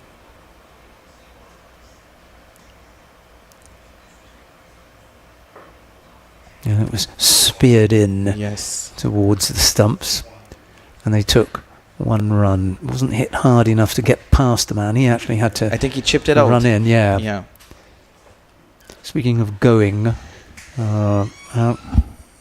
the ferry is going, leaving from Scarborough to Port of Spain. It's the Bucco Reef ferry, just leaving now. Was that 2.5 hours or 3 hours? 3 hours from here to Port of Spain. A nice little run down. There's the next delivery. Yeah, just used his feet a little bit, but unfortunately got the line wrong, and the stumps have been clattered, Oh, wow. and another wicket falls. 110 seems like the call. What would you say? I don't know. I still think that there are enough balls on there, a couple of big hits, and I it will think get up Devon there. deserved that wicket because he has been lofted a lot more than the others. Yeah, he's worked hard for it, and you know the ball before was just outside. That went in the tram lines. He came back, and it was on target. And that one again, I think that had just that little bit of movement in the air, and that disturbed the stumps. Oh, I'm so happy it's this guy's wicket. He blasted our tail properly in Mariah. Oh, yeah. I think he was the captain in Mariah, if I'm not mistaken. But he's a really nice guy. Who's Don't coming get me into wrong. Who's coming into bat? You mean? No, he's leaving the pitch. Oh right, okay. This guy, yeah. Oh yeah. Yeah, he gave us some trouble. But like I said, it was nice banter. Oh, good to see the back of him then. Yeah, for sure. Let's have a look at the team sheet there, because we had Joshua. Joshua York is the incoming batsman. Let's put that down. Yorke, yeah.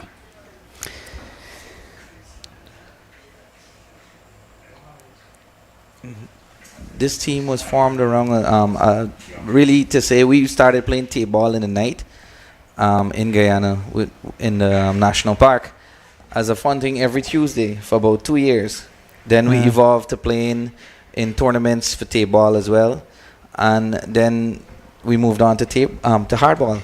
So we are fairly a fresh team. We had a good running in Guyana for the past this year of itself, because last year we lost almost every game that we played. And this game, this year we won all the games up until the loss when we came here. Oh, he's got a second. Oh, wow.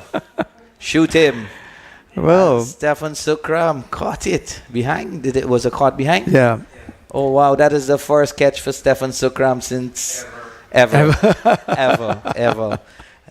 He did his job as a goalkeeper, and I think he should be rewarded later on today. Well, your man's on a hat trick now. So a first baller, and That 110 seems to be a little bit in line now because we're at 104 for 7 at 18. Yeah, I think they'll still do that. A couple of big hits. But the thing I was going to say was we've had a golden duck here, and we had a diamond duck to begin the match. Oh, wow. Yes. Yeah. Goal by Marlon. I was out. I was getting food for the team. Oh, So I was watching on my phone, and the cast is good. The whoever has done this, the casting and stuff, it was really good. Well, oddly enough, it's Tobago Sports Live. So let's give our thanks to Tobago Sports Live. And he's Guyanese. So oh, wow. That's really good. he's from Guyana. That's you? Yeah. Oh, nice. Yeah. That's your But my question is, who are you supporting today? Hey, there's no need to ask that. He's only got to open his mouth and you hear who he's supporting. Yeah. There's no doubt about that. But he does an absolutely terrific job. Yeah, he in broadcasting all sorts of sports. Oh, really? In Tobago, but I only come to him for the cricket. I made the mistake of going to football once because they heard an English accent and they thought, oh, he'll be good with football. Oh, wow. So I've left that alone. Leave the football to people who know what they're talking about. Right, here's is this the hat-trick ball? No, because it's the other end now. It was the last ball of the over. There's the big swing. There's the guy Ryan Latif. Yeah. And he was lofted out for 6. Yeah. Well, there's the 110 we were talking about. Yeah. It's at 110 now. And we've still got an over and change to go. That's why I thought. I think it's a good total so far. And I mean, if we need to chase, we need to chase. Yeah, yeah? Oh, well done. Okay, well, we better give... he held the ground. Kieran Alexander a hand for 50, including 5 6s. That's huge. Here's the next delivery. That was a really good shot. Yeah, that was a little bit of a gimme, I'm afraid. He must have heard us talk about 120 and decided we could chase that. Let's just give them it. I think he needs to unhear us. I don't know if that's possible. But you know, the really nice thing is it looked at one stage when 4 or 5 were down for 45 or 50 runs or so that there wouldn't be a game. It wouldn't be a good game, and I would agree with you on this. And at least you've got a target that is chaseable. Oh yeah. And I think if you guys bat out the 20 overs, you should do it. Yeah. Here's the next delivery. There's a big swing. Almost went to hand. That was dropped by the captain himself. Hold on 1 second. Let me see if I could have a look at him. No, don't injure your hand, Cappy. You got a bat. He's ringing it now. They always bring it after the ball is gone. Yes, that is the captain, Devon Nandan. He made 91 at Moriah. Oh, he's in the runs then. Oh, yeah. Up to the wicket now, bowls. Another swing. Hits him on the pad. They're going to run through. That was a good ball. That should be a leg by. That was a good pull back. 1 leg by. Yeah. So 117. It looks like a 120. Once they contain in the last over, I think they should be fine. I think what you're likely to get is a couple of swings and out. Oh, for sure. You know, the lower I mean, order. at this stage, I think they need to accelerate it as best as they can. There's that swing. It's going to go down to the man in the deep who runs in off the boundary. They're going to come back for a second. That was brave. A good throw in. That's a good throw in. Good catch. Needed a bigger arm and the other end because he was struggling for that. That would have been a tricky run to complete.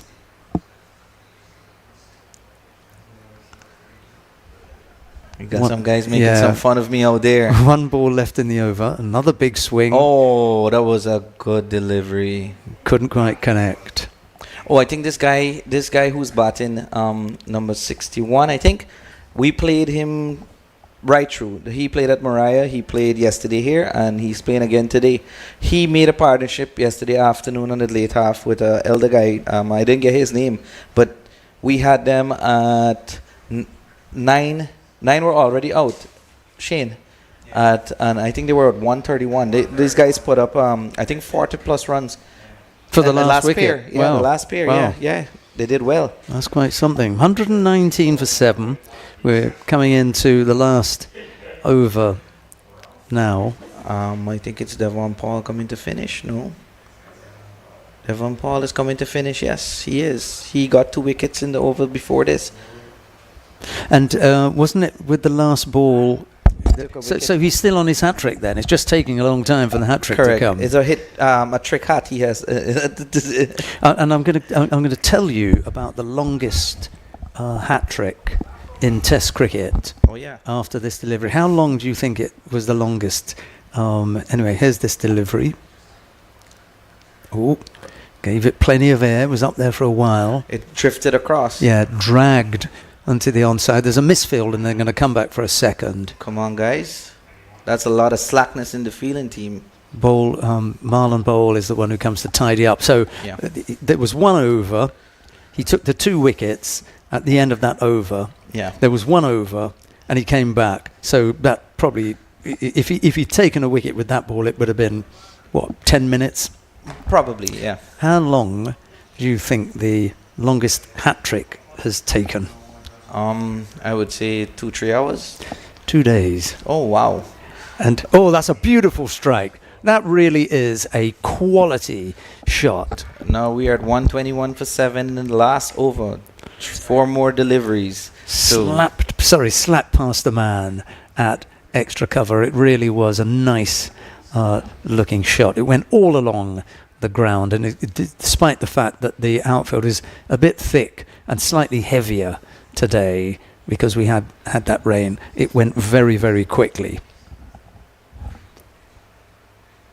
And that's in the air as well. Where's that one gone? oh boy, that was Just over the head of the man on the deep mid-wicket boundary, and that goes for 6. So it's getting a bit ugly now, I'm afraid. Oh, it usually does in the last over. Everything seems to be swing or miss. 110 And would have he been... is not missing. Yeah, 110 would have been a nice score to chase. 120 was challenging. 131 now, and it's not done yet. We've got 3 balls to go. Here comes Devon again. He bowls outside the off stump. Oh. Swung and missed. Where did that go? The keeper was... Yes. Our goalie, so to speak. He's still trying, though the commitment is there. I mean... So West Indies were playing Australia when Merv Hughes had to bowl, and he took 2 wickets and then was rested, taken off. There's the next delivery. Another swing. That was very good. I think the 132 is looking good. Is that leg stump? Hit the leg stump. Oh, wow. Yeah. He got his hat trick. Yeah. Or we should call this what? A trick Well, hat? unfortunately, they've got to be 3 in a row. Yeah. So he's got 3. And he was taken off, and then it was the end of the innings. So another team, well, the West Indies had to come and bat. Australia had to come and bat. They batted, and when West Indies came to bat, Merv Hughes didn't bowl immediately. Uh-huh. They waited for him to bowl, but when he did bowl, he took a wicket with his first ball. Oh, yeah. So that's why it took so long. Yeah. Because not only was there a day in between, there was the overnight, and there was the fact that Australia had to bat for their whole innings. So it did take a long time. You can look that one up. Oh, I will. It was 1988, I think Oh, it was. boy, that was the year before I was born. Well, yeah, 1988. West Indies versus Australia at Adelaide, I think, if I remember rightly, December 1988, West Indies tour of Australia.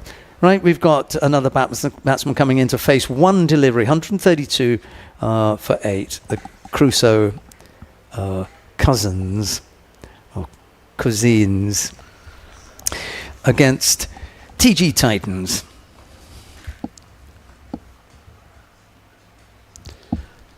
One more ball. Okay, let's see what he does with the last ball. Coming around the wicket to the left-hander. It's something that I'm going to speak to Dinesh about. He came around the wicket to the left-hander immediately, so he must have felt more comfortable with that angle.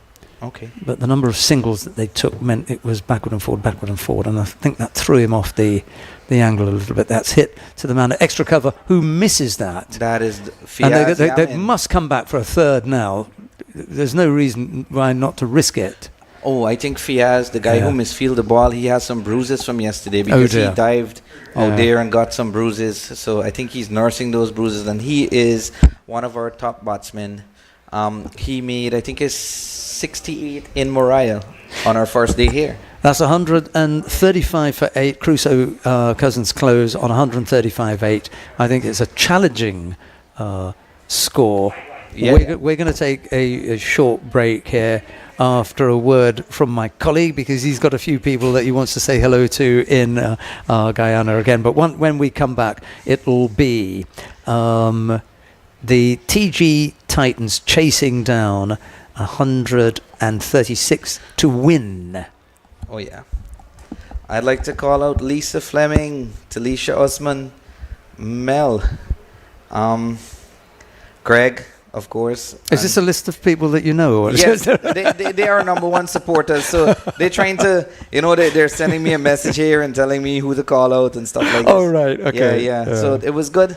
And I think the team is meeting up here now to have a talk and see the plan of attack. Well, seeing as you've called out some names in Guyana, I think I'm going to call out one name. He was the best man at my wedding. He comes from Fyrish in Berbice. Oh, okay. And his name's Terence Sampson. So anybody who knows him or anything, a big hello. Yeah, that's as much as I can do. Oh, right? wow. We're going to take a break now. We look forward to your company in about 20 minutes or 25 minutes. We'll see you then. No problem. I'll be back.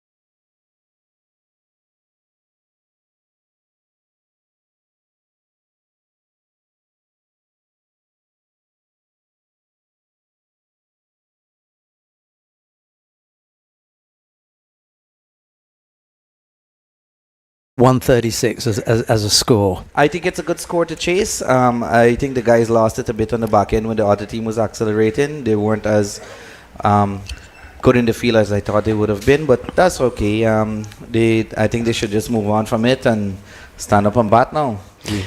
And it's Latif and Sanichar to open. What are your thoughts on your openers? There's a left-right combination, and I think they should do well. Latif is from a very good breed of cricketers. His dad plays cricket. All his siblings play cricket. He has been the new addition to the TG touring team, as well as in Guyana. They're going to open with spin, by the way, from the cultural complex, and that looks like Adrian Alexander to me. Now, I may be wrong, but I just think that looks like Adrian Alexander. Ryan Latif is the one who's going to be facing on this side. Timmy, Adrian Alexander. His nickname is Timmy, but it's actually Adrian Alexander. I think these guys will stick to a game plan and they will both spin right through. I don't think we'll be seeing anything but spin from the Tobago faction. They are the team.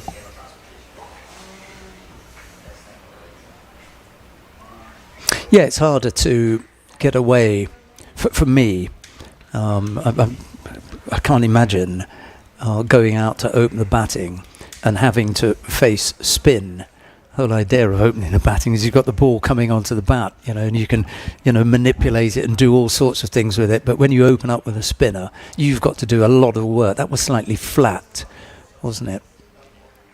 Offside field looks packed, but it's deceptive because one of the people standing out there is the square leg umpire who is standing on the other side. Yes. Normally you'd have him on the other side, so it does look a little bit packed, but that guy is Prem Chan Mahadev. He plays for us. I think they requested him to do some umpiring today, and we're sharing it a bit.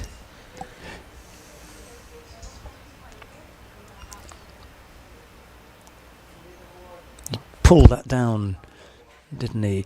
It's slightly deceptive because although he is, a spinner, yeah, he pulls it down fairly quickly. Yes, he's mixing it up a bit. Yeah, because the ball is new as well. That one had a little bit more on it. That was an excellent hit from Ryan Latif, and that has gone for 6. 6 runs. 6 runs from Ryan Latif. Great start. 5th delivery. Yeah, great start. And the boys downstairs, you can hear the shouts of the TG Titans team. From where we are, we are in a nice elevated position. Oh yeah, this view is great, by the way. The view in general, even from off the cricket pitch. Played defensively. Oh yeah. And there's no run. That's the end of the over. It's showing 1.5 overs on the screen. Not sure why. But if you go at 6 and over, how are you going to go? yeah, for sure. Really, we need to make 6 runs and over, and we can accelerate a bit in the middle or somewhere along the line. Just pick the bad balls, and I think it should be a good game. Yeah. The key here, I think, is to bat out the whole of the overs and stay as close to the target as possible. You would hope that you would have maybe 2 or 3 big overs where you took 12, 14 or maybe 15 off an over to just give you that that cushion, if you like. Second over being bowled now, and you can see the turn. Yeah, we can see it from here. He's got a wide. He's got a nice little rip. Yeah, just pitched that wide, and then it went even wider off. It was pretty big. Off the pitch. Yeah, but he's got a nice little loop. It's not high, I'd like to see what he does if he gives it a bit of air. That one has. And yeah. I think, if I'm not mistaken, this is the 17-year-old from Speyside. I think. No. He's got the red cap on. He's a bit further down there. Right, yeah. right. This is someone else. Yeah. This is the one who gave you the trouble. Yes, this is the guy. He's a nice guy, but the banter was good. So I guess we could face it out to trouble. But he's a good guy. This may be Kieran Alexander. Kieran? Yeah, yes, Kieran Alexander. Yeah.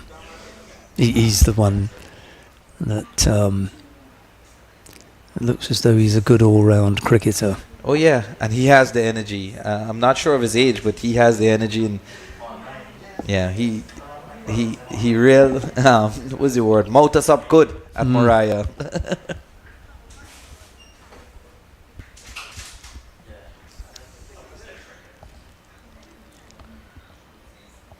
I think that's a wide as well. Yeah. That's a couple in the over.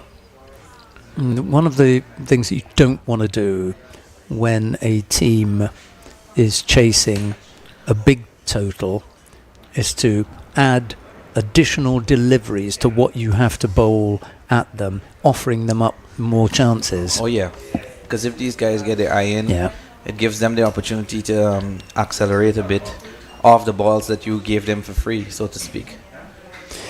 Yeah, and each one of those errors is an addition to the total. Another 1 run. That one came back in. He's getting the ball to turn both ways. Should have been another there. They weren't looking. He could have gotten another.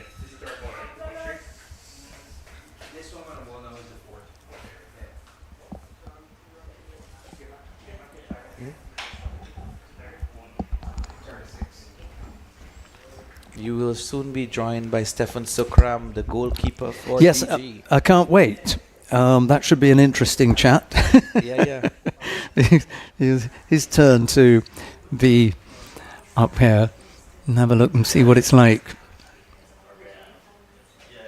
Yeah, that's a nice length now. And another thing that you don't want to do is to have someone who can put something on it, settle on a length. Oh, yeah. And have to find a way to knock him about a little bit if you can.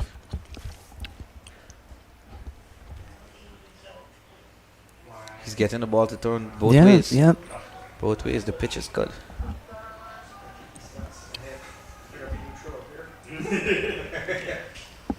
I think one more delivery in this over, and we are at 10 runs.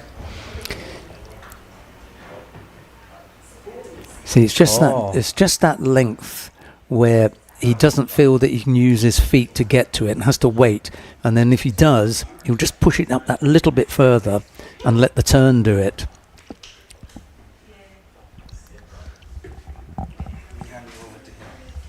So Stephen Sukram is going to come and join us. And first of all, congratulations on your efforts in the field. We spoke of you regularly. We had to call your name. So well done. We thought that you might have a hand injury at one point, and also the left leg. Is that right? Yeah, the left ankle is a bit swollen. Stopped one with my foot when I heard you guys calling me a goalkeeper. I just decided to, just continue with it. Oh, I don't know. I said that someone stopped it goalkeeper style, but not you. But I think that got mixed up with you. I thought that you did a nice, tidy job behind the stumps, to be honest. And I'm not saying that because you're sitting up here. I genuinely feel that you did a good job. Well, I try. There's Alexander. That's hit over the top. Well, just past the man who had his hands out. He turned his body around instead of trying to backpedal and take it to the front. It was over his shoulder, and that makes it that little bit harder. You're kind of chasing the ball rather than looking at it coming at you. Well, I'll tell you what happens out there. The breeze tends to push the ball around a little bit, so it makes it a bit difficult as well to judge. Very true. There was one over here that got put down, I think, swirling one. was particularly difficult. And I yes, of course, when you get your hands to it, you say it was a chance. But I thought that was a difficult one. It was up for a long time, and it was moving away from the field. Here's Alexander again. He pulls that one down, and that's punch to backward point, and there's no run. In fact, the field here is a little bit odd. They've got these two fielders fairly close together. Is that point and backward point? Yeah, I might push one in and put one out. Oh, that was hit hard. There's a bit of a mix-up. Hit hard to the umpire. I don't think they realize this is not the net session. Yeah, I mean, did Prem nearly take that? I think he did. I think he attempted to. Forgot this was not a net session. He was saving himself, wasn't he? It was hit so hard, I don't think there was anything that he could do. Well, in that case, I let gravity. In that case, we let gravity do the work. You drop. Yes, Alexander again, left arm round. And that passes the outside edge of the bat. I'm not sure if he played at that. I'm going to give him the benefit of the doubt and said that he knew that one was going to turn away and he left it. Yeah, I'm going to say same. Which would be a good leave. Yeah, he looks comfortable because he stood up and he played that to extra cover comfortably. So he's had a good look at Adrian Alexander, whose nickname is Timmy, by the way. They call him. End of the over, 12 without loss. Tiny Timmy by any chance? Well, yeah. I mean, he's a big lad, isn't he? I mean, he really is. He's put on some size as well. He wasn't always that robust, I think I'm going to call it. But you're having a good time in Tobago, I take it. Yes, we are. We've been having a great time with the people. We've made a lot of new friends. Last night we were out. We saw some of the guys we were playing today, and we have a running joke about punching. Oh dear. I think I heard some small story about the punch-in and the fact that they made you drink it as shots, which is a particularly dangerous thing to do. It was dangerous. I think it was dangerous last night. This morning the guys were jumping out of bed. One guy had 2 cups of coffee. So yeah, we were just beating the outside edge there. Well, there was some turn for your guys. Ravi Barrett. Yeah, Barrett from this end. I think he bowled well. Of course, I think who was it? The pick Marlon Bowl. Just all round, not just with the ball from that end, but also in the field. I think he was pretty busy. They take a quick single. Prasad, the keeper, steps up, but by the time that he gets there, they're home safe. They took same Barrett, I think, got 5 or 6 yesterday in our other match. So he's been in a purple patch at the moment. Yeah, good with his bowling. Good for him. Yeah, and he's one of our senior guys in the team. Yes, I heard that you hadn't had the best time preparing because it was quite rainy, and you didn't have a lot of time to get games in. We had one game, I think, about 2 weeks before, and then we had a couple set up, and then most of them were rained out. Then we came here. We had to wait till the entire afternoon for a gear bag, but we're thankful to the team that made it possible. The guys were also very facilitating in terms of helping us get stuff, showing us where the venues were. That's good. It's general camaraderie and the things that you like to see in cricket and tournaments like these. Knocked down to long on for 1 run. Actually, he had to run in off the long on boundary. The outfield has just got, I mean, we were here a couple of weeks ago and it was much, much faster because it was much drier. But with a couple of days when we've had some heavy rain, maybe it's just holding up a little bit more. It's still dusty out in the middle. Yeah, there's a lot of dust as we can around. tell from you having rolled around in it. That's a nice looking shot. This goes to the fielder and still able to take 1 run. He's just looking as though he's seeing the ball nicely and middling it without having to hit it very, very hard. And I think when he gets going and he really does have his eye in, then there could be some problems. Yeah, he is actually one of our best batsmen, Supal Sanichar. Very good left-hander. When he gets going, and we're hoping that he gets going this afternoon. Yeah, well, that was the whip that they were looking for. That's the second maximum. It's a lovely looking shot. It is. Stand and deliver, as we say. In fact, at the very end of the Tobago team innings, there was a similar shot. It wasn't lofted. It was hit all along the ground, but in exactly the same area. This one, almost down on one knee and slapped over the extra cover boundary for 6. That was really nicely done. Yeah, but I want to take a minute to thank the Tobago Tourism Board and all the persons that would have made this trip possible. I'll tell you what, Jason Prasad has been fantastic in helping us. He's a top man, isn't he? Yeah, he's been fantastic in helping us get all our stuff together. He invited us. We started putting this together about 2 months ago, and it's great to see something like this a reality. It's something we want to do every year, and it helps build camaraderie among cricketers, among networking people, and we just had a fantastic time in Tobago. Yes, he's cricketing. Well, I'm not going to use the word, but I think you know what I mean. Here is Alexander again, pulls that one down, and they thought about a single to backward point, but it got there too quickly. And I think that's the youngster that I'm talking about who just fielded that with the red hat. ball Yes. there. Yeah, I think he is the 17-year-old from Speyside. And I think we've noticed a lot of youngsters here with talent. I think there was a young man bowling medium pace. The first game we played a 35-over game at Mariah. At Mariah, yeah. In the bowl. Yes. Yeah. That is actually a very, very nice ground. I was taken aback by what I saw there. It's like it's untouched, but it's beautiful. It's like an old quarry, isn't it? Chiseled out with rocks and stuff down at one end. Yeah. Behind the mountain and everything. Yeah. Fantastic. Did you get buzzed by the birds in the outfield, or you were behind the stumps, weren't you? I was behind the stumps. Oh, so you're okay. Yeah. But if you're in the outfield, you can get buzzed by birds who have some nesting sites over in the back there. Adrian Exala bowls again. There's a swing at that. He pulled that down quickly, and Prasad tries to effect a rather fancy-looking run out by catching the ball with his back towards the stumps and then flicking it through his legs. Slightly over-ambitious, but it wasn't ineffective anyway. 22 without loss. I think this is poised nicely here. Yes, I'll tell you what, that same Latif that was batting while we were playing at Mariah, one of the guys hit, I think it was either Barrett or one of the spinners to what we deemed a cow corner, because there were some cows enjoying the cricket as well. That's true. So we sent Latif. Latif, go get the ball. Latif is like, not going there. Not there. Not going to get run over by dinner tonight. He is not playing that. End of the over, 22 without loss. 136 we're chasing, yeah. I think that's a fair effort. That was we were looking for anywhere around that region, 120, 130 when we were fielding. We were saying that was fine for us. Our batsmen are able to get it. We know the quality of batting we have. We know the quality of batsmen we have and what they can do, and we think this is gettable for us.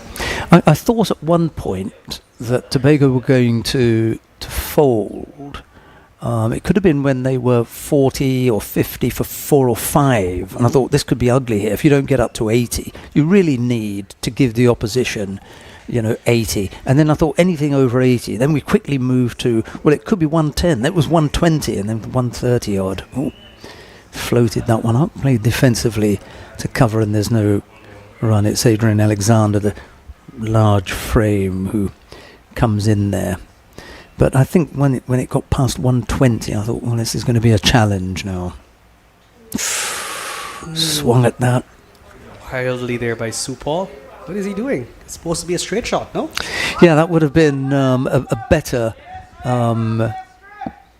option, given the fact that there's a huge amount of space out there.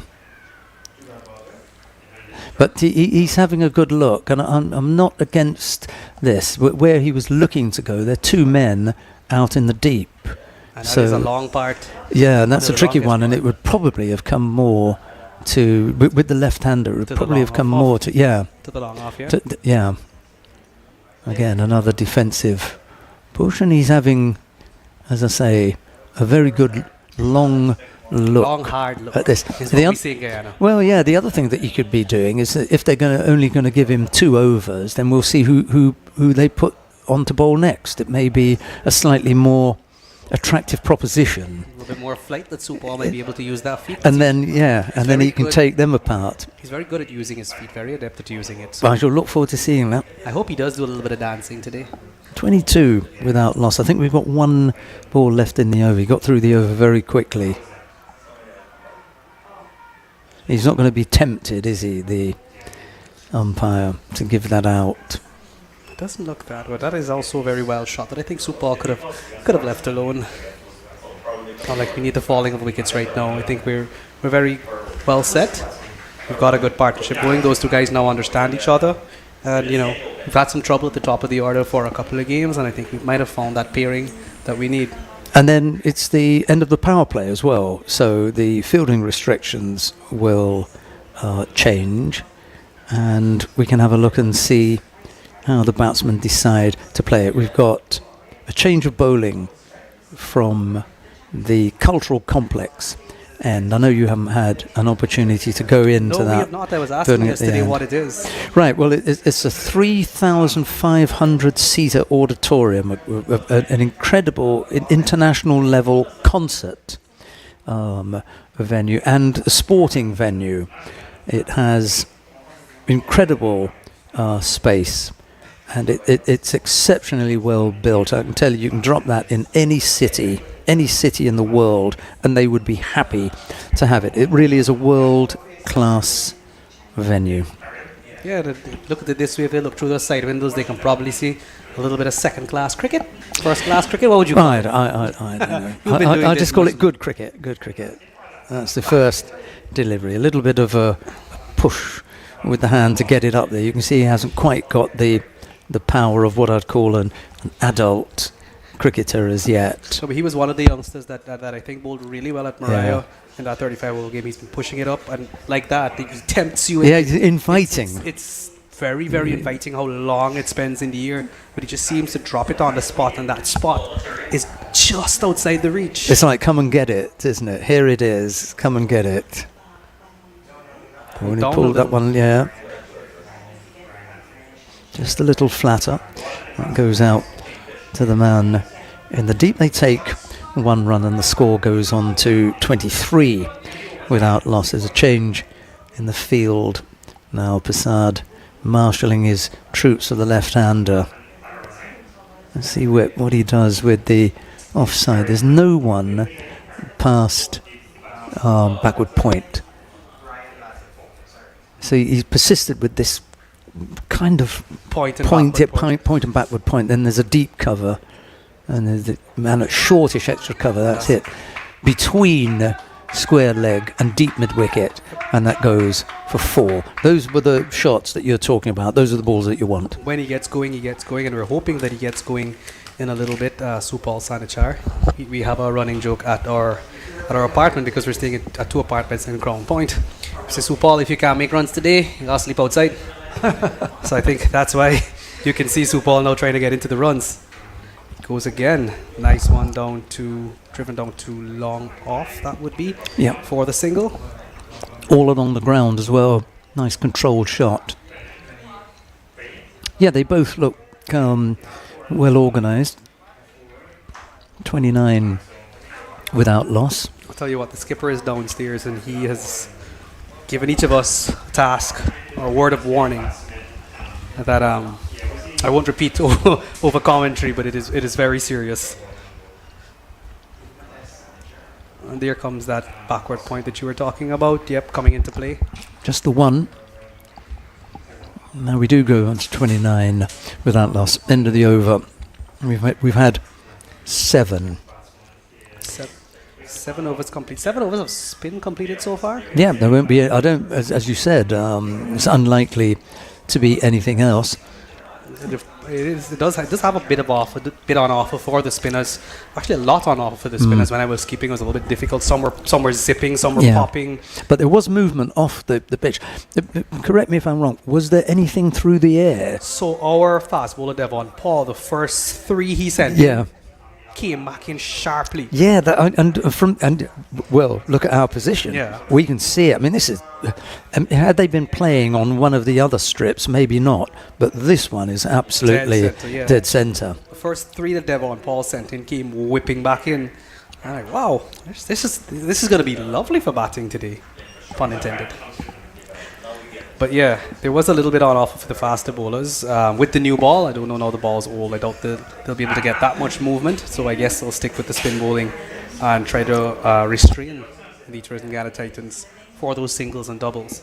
Sanichar, it is, who is due to face. Is that right? The right-hander. That's Latif. No, that's Latif. That's pulled down and wide as well. We'll have to catch up on the screen with that, but it's Latif whose faces Latif is on strike. Adds another one to the total, and we were talking about this giving away of runs, and you have to bowl again. So it's the runs that you take off the additional ball as well that count. Timmy picked that up nicely. You can see that he, is comfortable with the ball driven at him without any trouble at all. He's an agile man for his size. Yeah, I mean, it's to follow him. I've said it to him before. You need to, lay off the dumplings a bit. No, we've got some guys who are a little bit chubby, but they are athletic.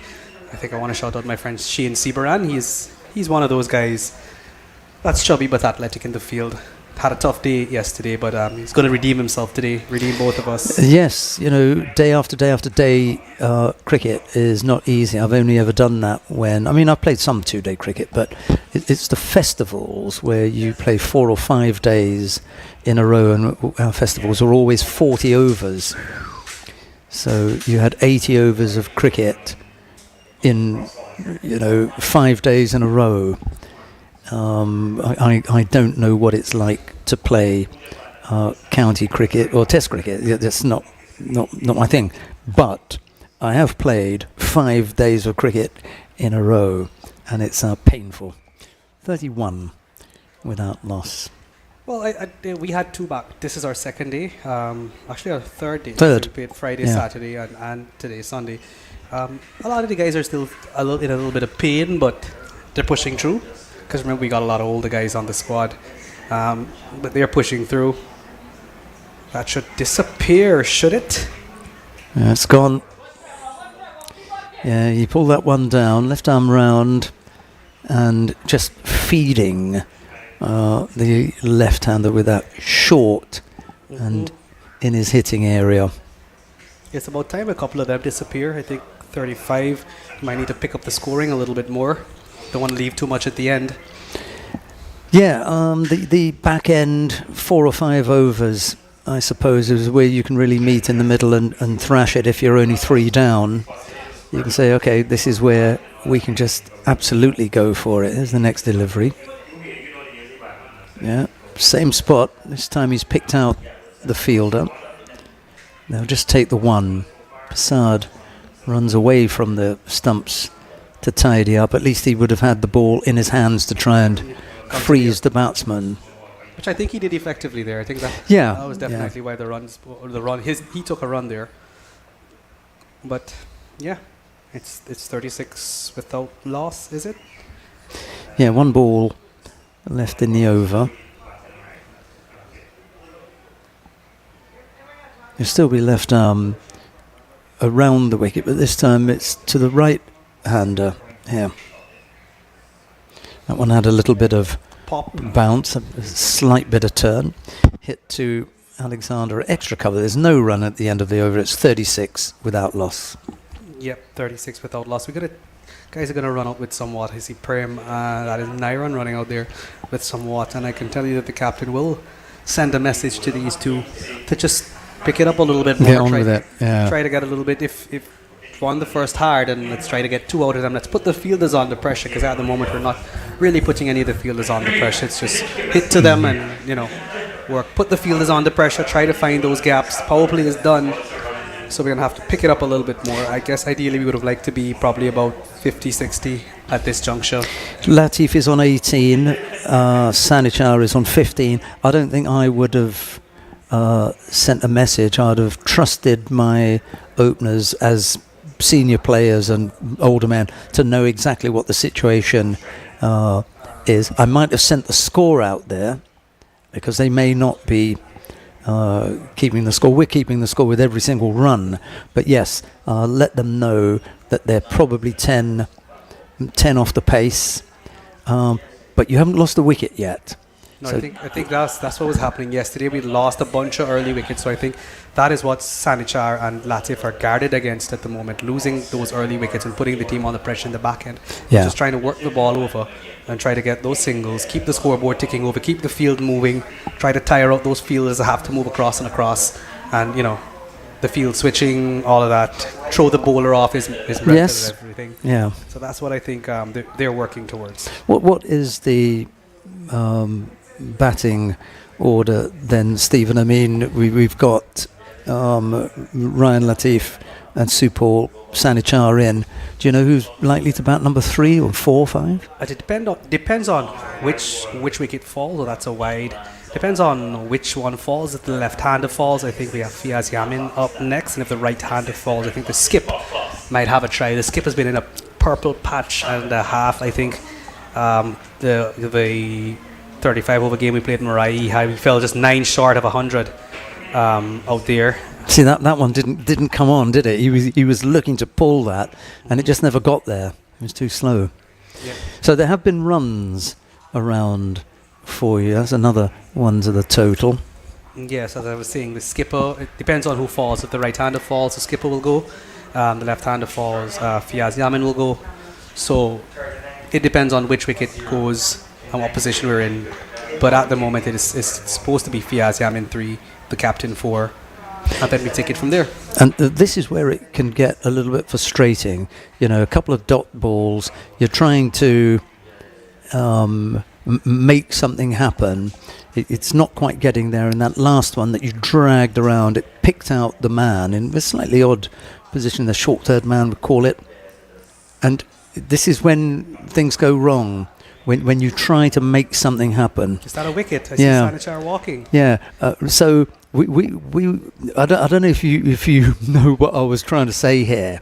Those couple of dot balls. And this pressure that has been built. The pressure's been building. It's gone straight to the man. This is where things go wrong. He gets bowled.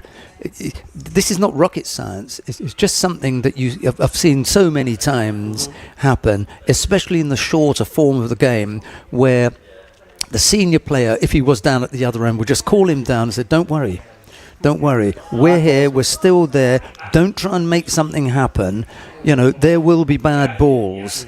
But he tried something twice and it didn't work, so he was going to have to get himself out of hole and try something again, and unfortunately hasn't worked out. Yeah, I think that is Fiaz Yamin going out to bat with the number 88. Yeah. It was one of the ones that you said. Yeah.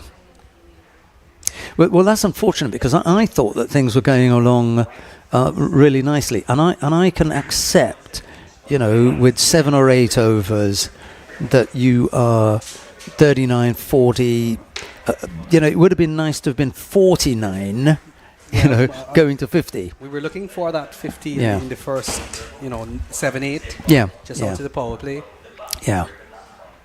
So what we have now is we have a new batsman at the crease. The pressure now shifts almost entirely to Ryan Latif, because he's got to go on from the 19 rather than be the anchor and wait for Fiaz Yamin to start catching up with a few big hits. So if Latif can knock it about a bit here, it will make it easier for the incoming batsman, and he can take his time and get used to it. Fiaz is the other person I was mentioning in a purple patch. He had 65 in the first game at Mariah as well, so he's been in a bit of a patch. Had a bad day yesterday. I think he came back to the pavilion and said he was giving out LBW with the ball. Oh, that's a fantastic shot. Yeah, all the way over into the blue sea. Right. Blue. So some of the things that you want to happen, which is to catch your breath after a wicket has fallen. And the nicest way of doing that is to hit someone for 6. You know? You hit the ball way over the fence, so they need to find another one for you. Yeah. So yeah, I think Fiaz has come out with intent, and I think that intent is being shown. So again, I would walk down the track and say, okay, meet in the middle. If this is the role that you're going to play, I'm happy to support you. I'll give you as much of the strike as you want, and you take it on. And you could find that Yamin may overtake Latif. I wouldn't care in the least, as long as he's knocking it about. We are quite comfortable with that, because Latif, if we have Latif there down at the end, he can strike the ball pretty well once he's settled in. His whole family plays cricket, so we're not too worried about him. He had a couple of bad games. I think the first game at Marai he held out too long on. Here he held out too long off yesterday. So I think he's just holding back that big shot a little bit. But if he's there with 15, 16 overs down, trust me, he will be able to accelerate when we need him. So the other thing here is to have, as they say, wickets in the hutch when you come down to the back end.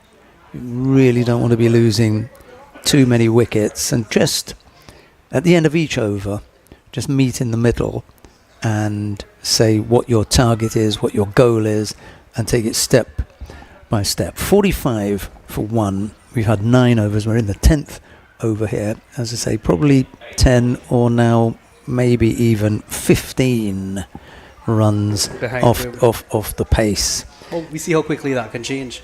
Yeah, I mean, if you were looking at 60 for 1, there's that can be left for wide. Yep, it can be left. That one is definitely will be left for a wide. I think they learned from me dragging on twice in the series already.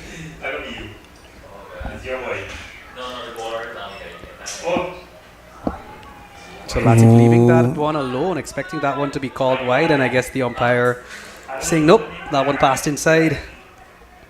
Yeah, we go with the man in the middle then. As we say, don't argue with the umpire. Let's continue. Leave that one, but he's cut away at it. They're going to have to come back for a second to make it worthwhile. They do. Yep, that's good running. Good running for the 2. I think that's something you may see a lot of, right now between Latif and Yamin. Yamin is very good between the wickets. He had a bit of a knee injury yesterday, and he was saying that he might not be able to run today, but as we can see, he's looking well with the 2s. 48 for 1.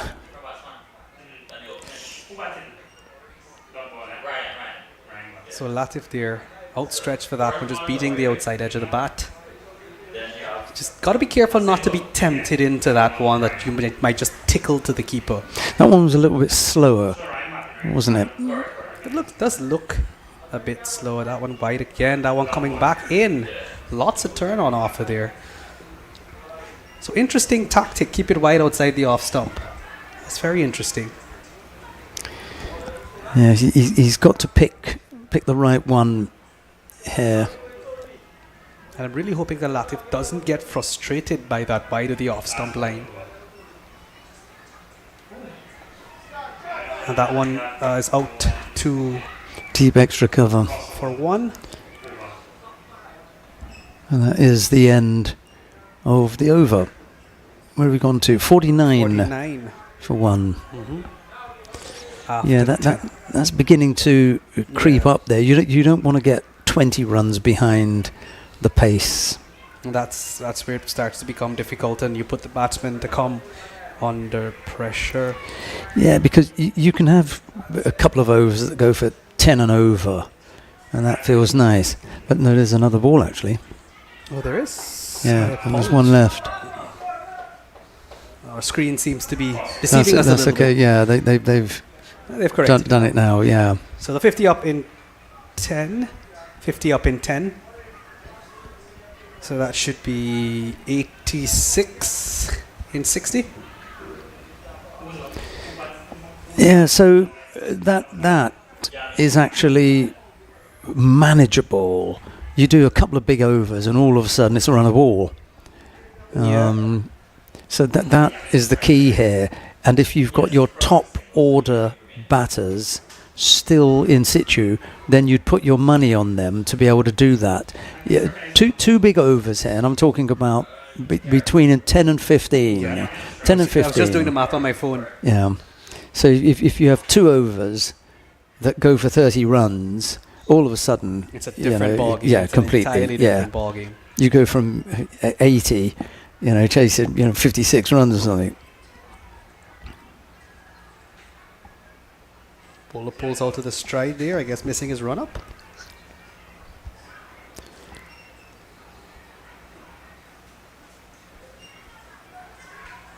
Oh, that is playing across the line. That is almost. Yeah.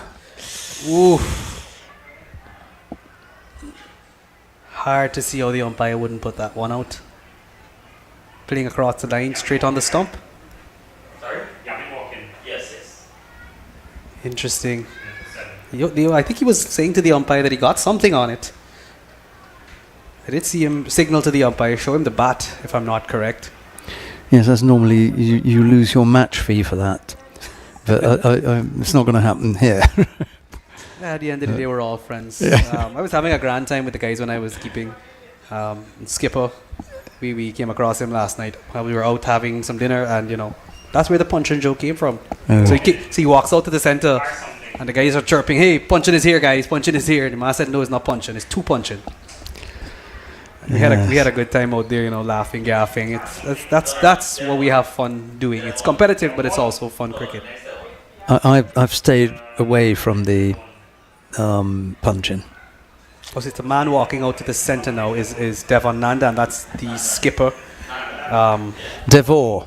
Devon. Yeah. All right. He's also. There are 2 Devons then. Yes, Right. This one is Nanda, and he's the skipper. Okay. He's as what we call the old boy. But he's also one of our better batsmen, one of our more patient batsmen, and the man for this situation, as we would say at the moment. He's going to be able to guide young Latif along as well. And everybody wants to impress the skipper, so. Yeah, the key for me here is to try and find some gaps. Dot balls you got to try to get rid of now. Those 2 big overs, a wicket has just fallen, so it's going to be tricky to ask the incoming batsman to provide you with that kind of firepower immediately. Anyway, here's the next delivery.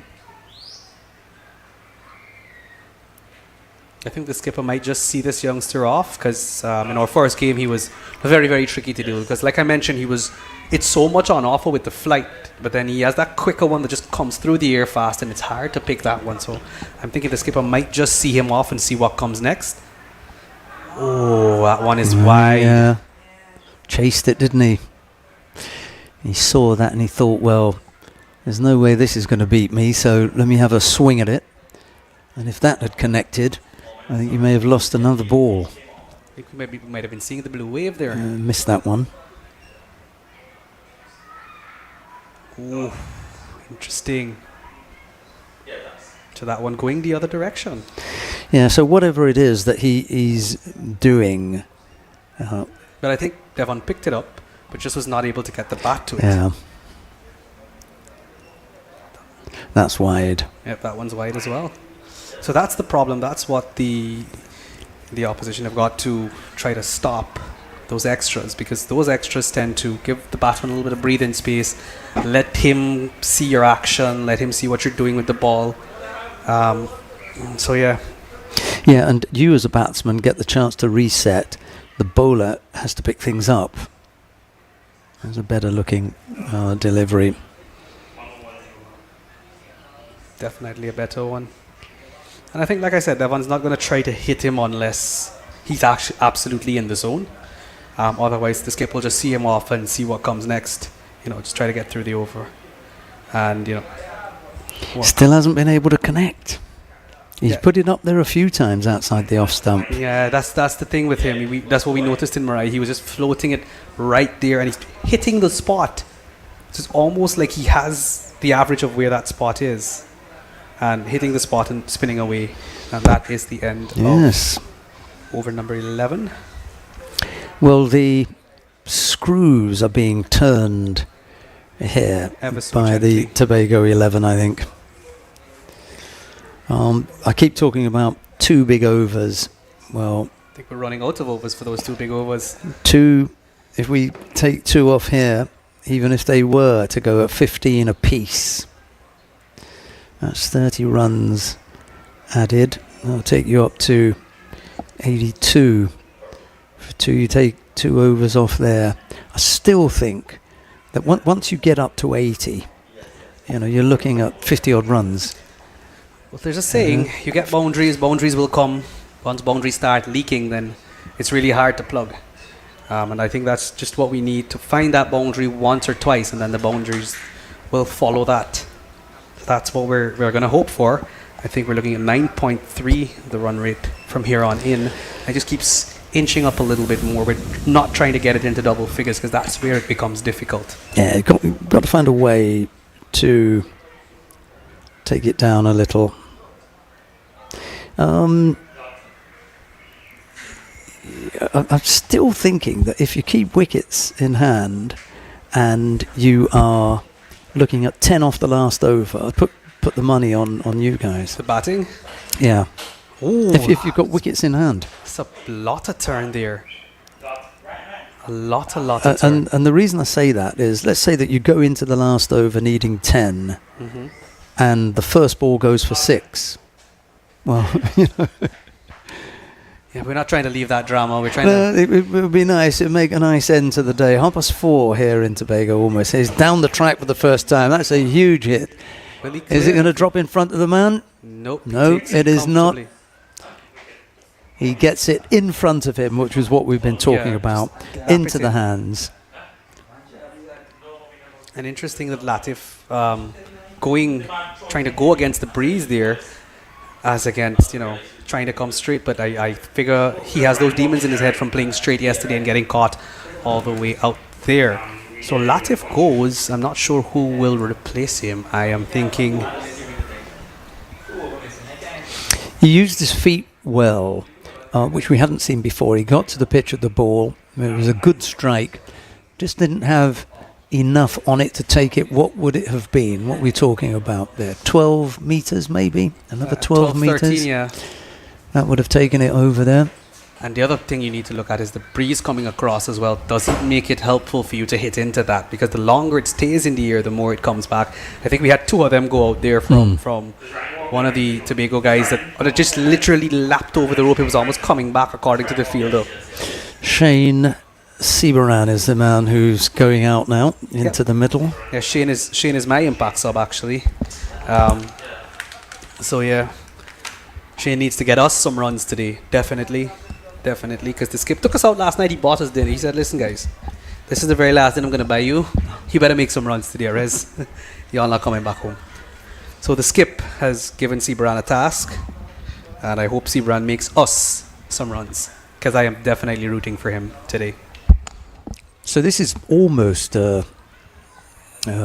situation that we saw with the Tobago side batting, where they got up to about 50 odd, and then I think there were 4 or 5 wickets down. Mm-hmm. And I thought, well, they're not going to make 110 if they keep falling like this. So somebody has got to step up here. You've got 2 men on naught. Tricky situation now. Excuse me. Seabran hits that one through. Yes, he gets it through. So that should be... No, it's going to hold. It's going to hold that up. should be 2. Yeah. An easy 2 there. And that's something we need a lot more of. A lot more 2s, trying to run the first hard and, hope the fielder makes an error. Push them into an error. Push them into a misfield. And let's turn those 1s into 2s. I think that's what the skipper might be telling Seabaran. Run the first hard and let's see if we can get 2 out of it. Sometimes you have a fielder with a weak arm. Hit out to cover. Mm-hmm. He's just on the edge of what would be the circle there. And given that it's friendly cricket, no one's saying anything. That one's out too long off. Now take 1. comfortably. An easy single there. So that's 3 off the over with...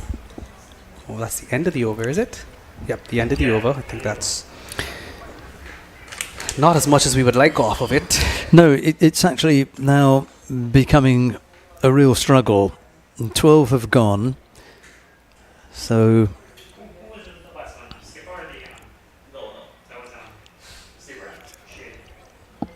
Now really got to start. Yeah, scoring at 4.5 and needing to score at maybe about 9-10 right now. Yeah. I think we need to pick that up drastically.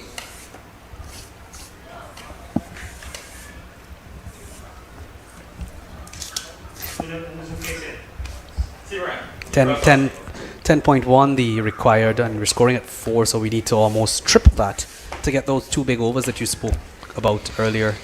I might be just be talking about 3 big overs now. Well, yep, true. 3 big overs from 8 of them left to come, and this youngster has been very good. Brand pushes it through. Nice look at the shot. There's a second run there. There should be 2 there. Yeah. No, the skipper sends him back. Right, so there's a reason why he's decided that he's going to take the young man on, because there was a second there. There was a second there for the first hard. I'm hoping the skip has a plan. I'm trusting the skip has a plan to probably go after this youngster and make this one of those 2 or 3 big overs. So let's see. Skip goes hard. Yeah, that's okay. We know the plan now. Now, if the young man also understands it, he must realise they're going for me now. The target is he is the target at the moment. So now he's got to think about it. And they brought another man in to what is a wide-ish second slip.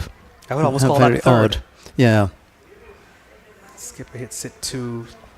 And they run, which I think is odd. That they've decided to take a single there. But I know the skipper is good at using his feet. He used it a few times in Mariah to a couple of the spinners, so I'm not sure if he's not trusting his feet, he's not trusting the track. We have trust in him that he knows what's best. That one's pulled down when Seabaran needs to... Ooh! Oh, lucky. That should run away. Is it going to run away? It is. Oh, no, they just pull up. They've managed to run 2. 2 run there. Oof.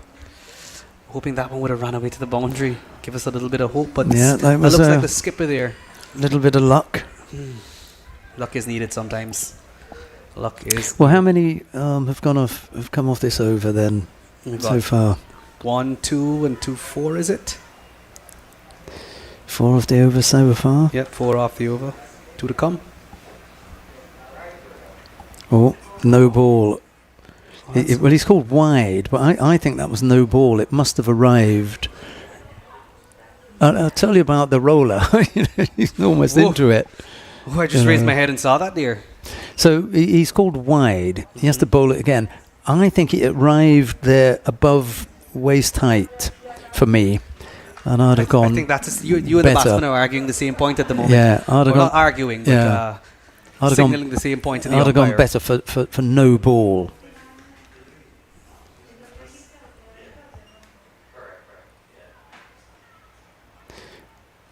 And for me, sorry to say, there's always a run to Tim, left or right. He has to get down and get it, and then get back up and throw it. I'd have been straight off for that. Anyway, you have to make him pay on this last ball. You will need to, because we've only got 4 and 3, 7 from the over so far, if my math is correct. So we're definitely going to need to have this one. Big ball here. And so, even when it goes straight to him. I think the coaches tell you get your body behind the ball there. Yeah. So it's the end of the 13th, 62 for 3. I would say the odds are in a little bit of you guys' favour right now. Scales tip to your side. I love to be able to say it's not my side. Yeah, there is no them versus us. It's good cricket. We're here to have a good time. Once I'm in the commentary position, really anybody could be playing. Straight down the middle. And I just want to see a good game. I guess that's what all cricket fans want, a good game. I didn't want to see them out for 80 because I think that would have been a score, 62 for 3 off 13, that you would have chased down with ease. But at the same time, I didn't want to see 140 on the board, which I thought might be too much, a tricky score.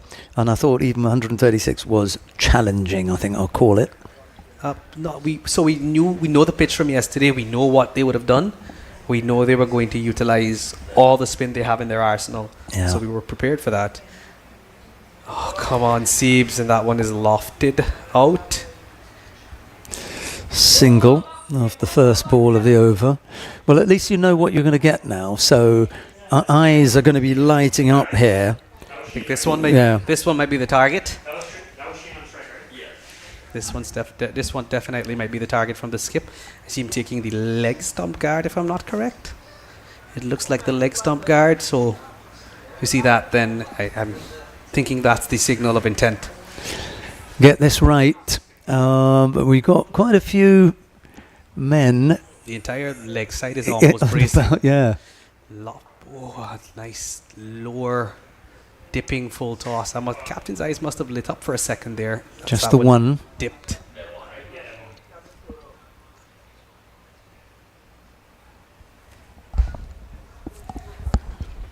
How many men are you allowed on the boundary? I think for this one, it's 4 in.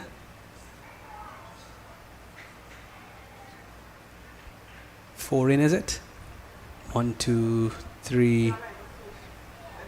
Supposed to be 4 in. Do they have 4 in? Well, I can see 5 on the boundary. That's the thing. Oh, yeah. What are we going to do with that? What are we doing? It looks like no ball. Okay, yeah. Give the free hit signal. Yeah, okay. We're going to definitely look for that one. Yeah, do anything you want with this. Come on. Yeah, don't worry about he's just put it straight up. It's going to drop in between 2 men, but they got just the one. So it was 1 for the no ball and the single run. The single run, which in the scheme of things is no real help. You had to advantage the additional delivery. Yeah. What we got here? 65. Kill this one.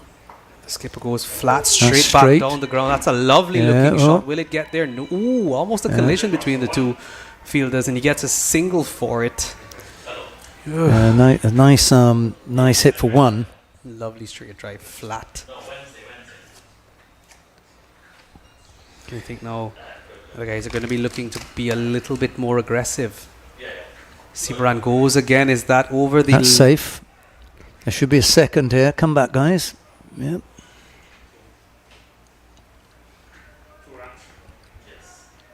So that's the end of the over. 68 for 3, just 6 remaining with... Who was on strike?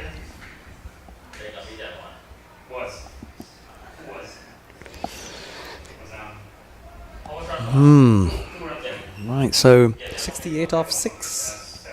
We are in the realms of 11.3. 3 big overs. I was talking about 2 big overs, but we now move to 3. And coming back on from the cultural complex end is Adrian Alexander. They're going to give him another bash. It's an interesting switch, is it? They're saving the leg spinner for the death. I think. Smart thinking. I hope it works out, because I can assure you that the skipper and Seabaran are going to look to target Timmy. Well, they have to. Well, anybody who was coming to bowl is going to get targeted right now. Yes. Mm-hmm. So I guess we'll have to wait to see what the next 6 deliveries done. They need at least 11 from this over. At least 12, from this over. And the skipper's going to have to he's going to have to know that at the back of his head. He's a thinking captain, he's a tactical captain, and he will know that he needs this over to disappear if we're going to continue in this. Yeah, well, we were talking about 10 and over would be nice. Well, not 10 and over, but 2 overs at 10. That one's popped. Just over the head. unfortunately, I know that people talking about running two, but there's sometimes when one is only possible, and one was only possible there because there was a man in the deep. He was running. It was, there was never going to be a second there. It was just the one. But I guess what the guys want to see is the intensity from the captain and Seabaran out there. Run the first hard. You never know if he makes a mistake, if he has a misfield, and then you can get two out of it. And then that lives with him now in the back of his mind. Hey, I've made a mistake. I've cost my team a run. Maybe it tells on him further. You never really know. There's another one where they're only going to take one because there is only one on offer. It's the finding the gaps where whilst you're running, it's going in a gap. That's where your second is. Yeah.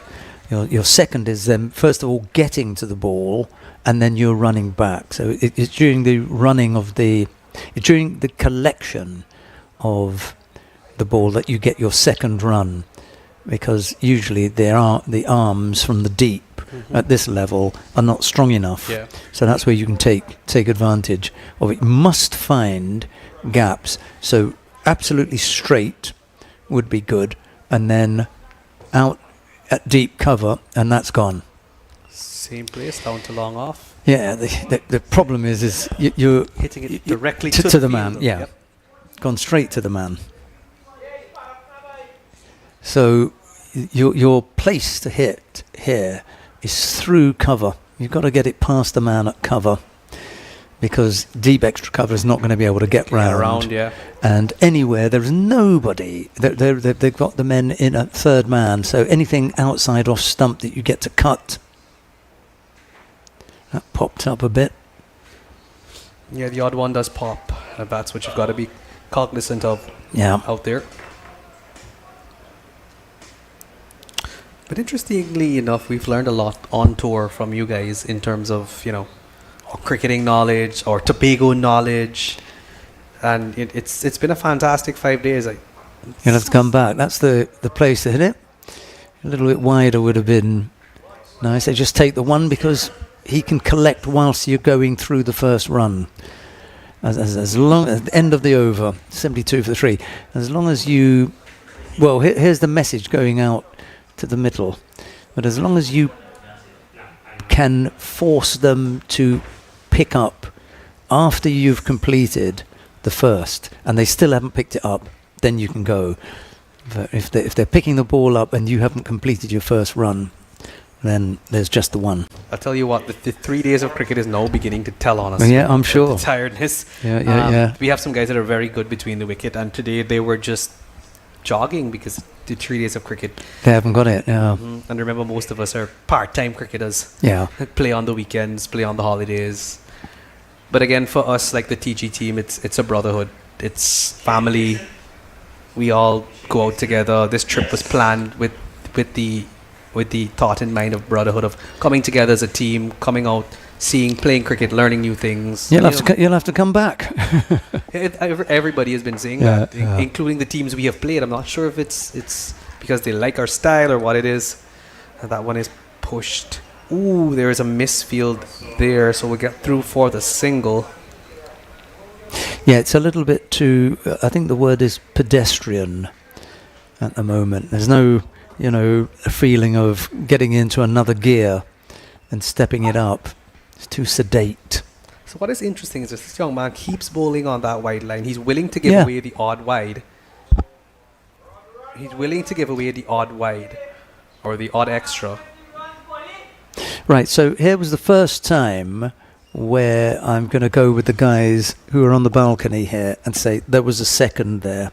If they'd run the first one, he had to come all the way from the square leg boundary. And if they'd run the first one hard, he would not have been there when they'd completed the first one. That's different now. He's in. And he's had a chance to see it and get it, whip it in. But then, if you're playing every week, you're playing a couple of times a week, your level of cricket awareness and everything is completely different. And the other thing is we've had so much rain in Guyana over Yeah, they said. Oh, that one has done huge. it. That's a beaut. That came back a bit, didn't it? Came back a lot. That's almost 3 stumps back. And the skipper has to depart. And it was just what you were talking about. He was prepared to float it up there outside the off stump. And that one was a little bit, closer in. And then you get the turn. So I've noticed he's just been keeping it on that line, that line. You want to come, you got to come after me. Use your feet and come to me. And that is an interesting prospect. And I'm not sure who the next batsman is, but I am hoping that he would be able to see that, utilize his foot as best as possible and get to the spinners, because I don't think you're going to see an over of fast bowling or medium pace here today. It looks like it's going to be predominantly or only spin, which is what I would have done as well. After seeing how our spinners were able to get turn, were able to get skid. Ravi Bharat, I think, is coming out, isn't he? Yep, Anand Barrett is the next batsman out. So he's going to have to not take the time he normally needs to settle, and he's going to have to try to gun it as it is. It's only 75 and it's the 15.4. So he's going to have to gun it to try to at least get to 100 by that 17 over mark. And then is when we'll have to see those big overs come into play.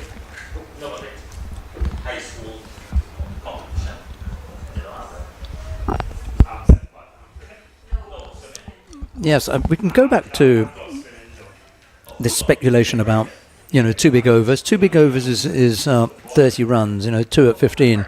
You add that to the total that you've got there, 105. Let's say you're on 105. You are now chasing 31 to win. You could do that in 2 overs. You could, especially with the right batsman at the crease, mindset. And, 2 big overs are essential now.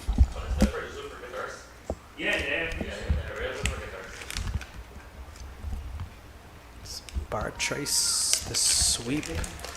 Yeah, he is known for that sweep, and you need to keep an eye out for that ramp shot as well. He's very good at playing it, moving that ball off the middle stump over that fine leg region. He's very good. He's done it exceptionally well for us over the last couple, and he's gonna slot that one down too long off for the single as the skipper returns in with quite a strong arm.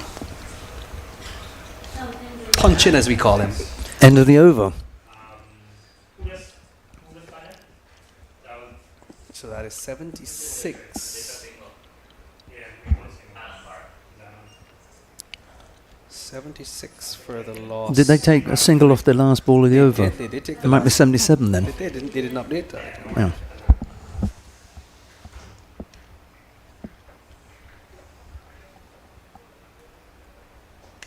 It's 4 left to come, so it's now run right now up to 14. So that even that 15 and over might not be enough. Now you need those 4 overs at 15.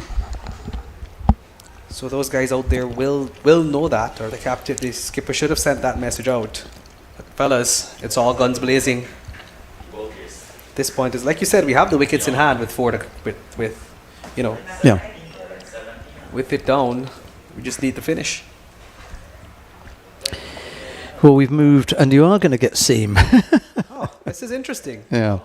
And I think the captain might be wincing a bit because he would have loved to have faced this fast ball. I think he walked down the track a couple of times to him at Mariah and just swatted him back over his head. So the captain will be wincing a bit, but it's now Ravi Bharat and Shane Seabrand that have to make use of it, make use of the pace. And that one is wide and it is punched through. There's a man in the deep. He comes around, picks up, and they take 1 run. It's an interesting switch to the pace. I'm wondering what's going through Jason's head with switching to this pace, switching to this fast bowling now, and the spinners have been able to tie the Titans down so well. How much spin have they got left, I wonder? Probably about 2 overs, 3 overs left. That one again is wide, and Seabrand is pushing it out. Just the one. Yes, 1 super hard. So he's getting a little bit more confidence now, Seabrand, to push that ball into a region that he is looking at. And it's an interesting tactic by the fast bowler, just keep it on that wide line. So you got to reach it if you want it. He's not giving you the chance to free those arms in that slot. So maybe now's the time to think about maybe shifting that guard from leg stump over maybe to middle. Just take that step over. He's in and it's wide again, and he's hit back down the ground. Is it safe? Yes, that should be 2. Yeah, they will take a second. And he's given Well, out. And he's given out. That's interesting. Sebran not making it back on time. Well, it's impossible for us to tell because we are So far Yeah, away. we're also straight on. We're not side on there. But I don't thought I was comfortable too with the misfield. Yeah, we come back to what you were saying earlier on about running the first one quickly, and then who's going to the danger end as well. Or as we were saying, running with intent. The intent is to get 2. And that's something we've been trying to work on in practice. Running that first single hard, you never know if the fielder makes a mistake, if he or she has a fumble, and you can get the second. It's something I noticed the other guy, the opposition, were doing well earlier. Run the first hard, and sometimes you get that little bit of misfield. Sometimes there's a bit of miscommunication in the field, and you get the 2. So waiting to see who the next Marlon Bowl. Yeah. Well, he's done so much with the ball. Now he's got to do something with the bat. And we're hoping. I think we're now into that finishing spot, that these guys that finish the game for us, and we're hoping, or we're thinking, that Marlon can finish this for us. He has done it for us before, finished games in quick flurries. We're hoping that he can do that here for us. He adapts very, very quickly. He knows how to use his feet. He knows how to pick the line of the ball. He knows how to find gaps. So we're hoping that he employs that skill now when he comes to the crease. Well, even an over of 15, only just about, keeps your head above water.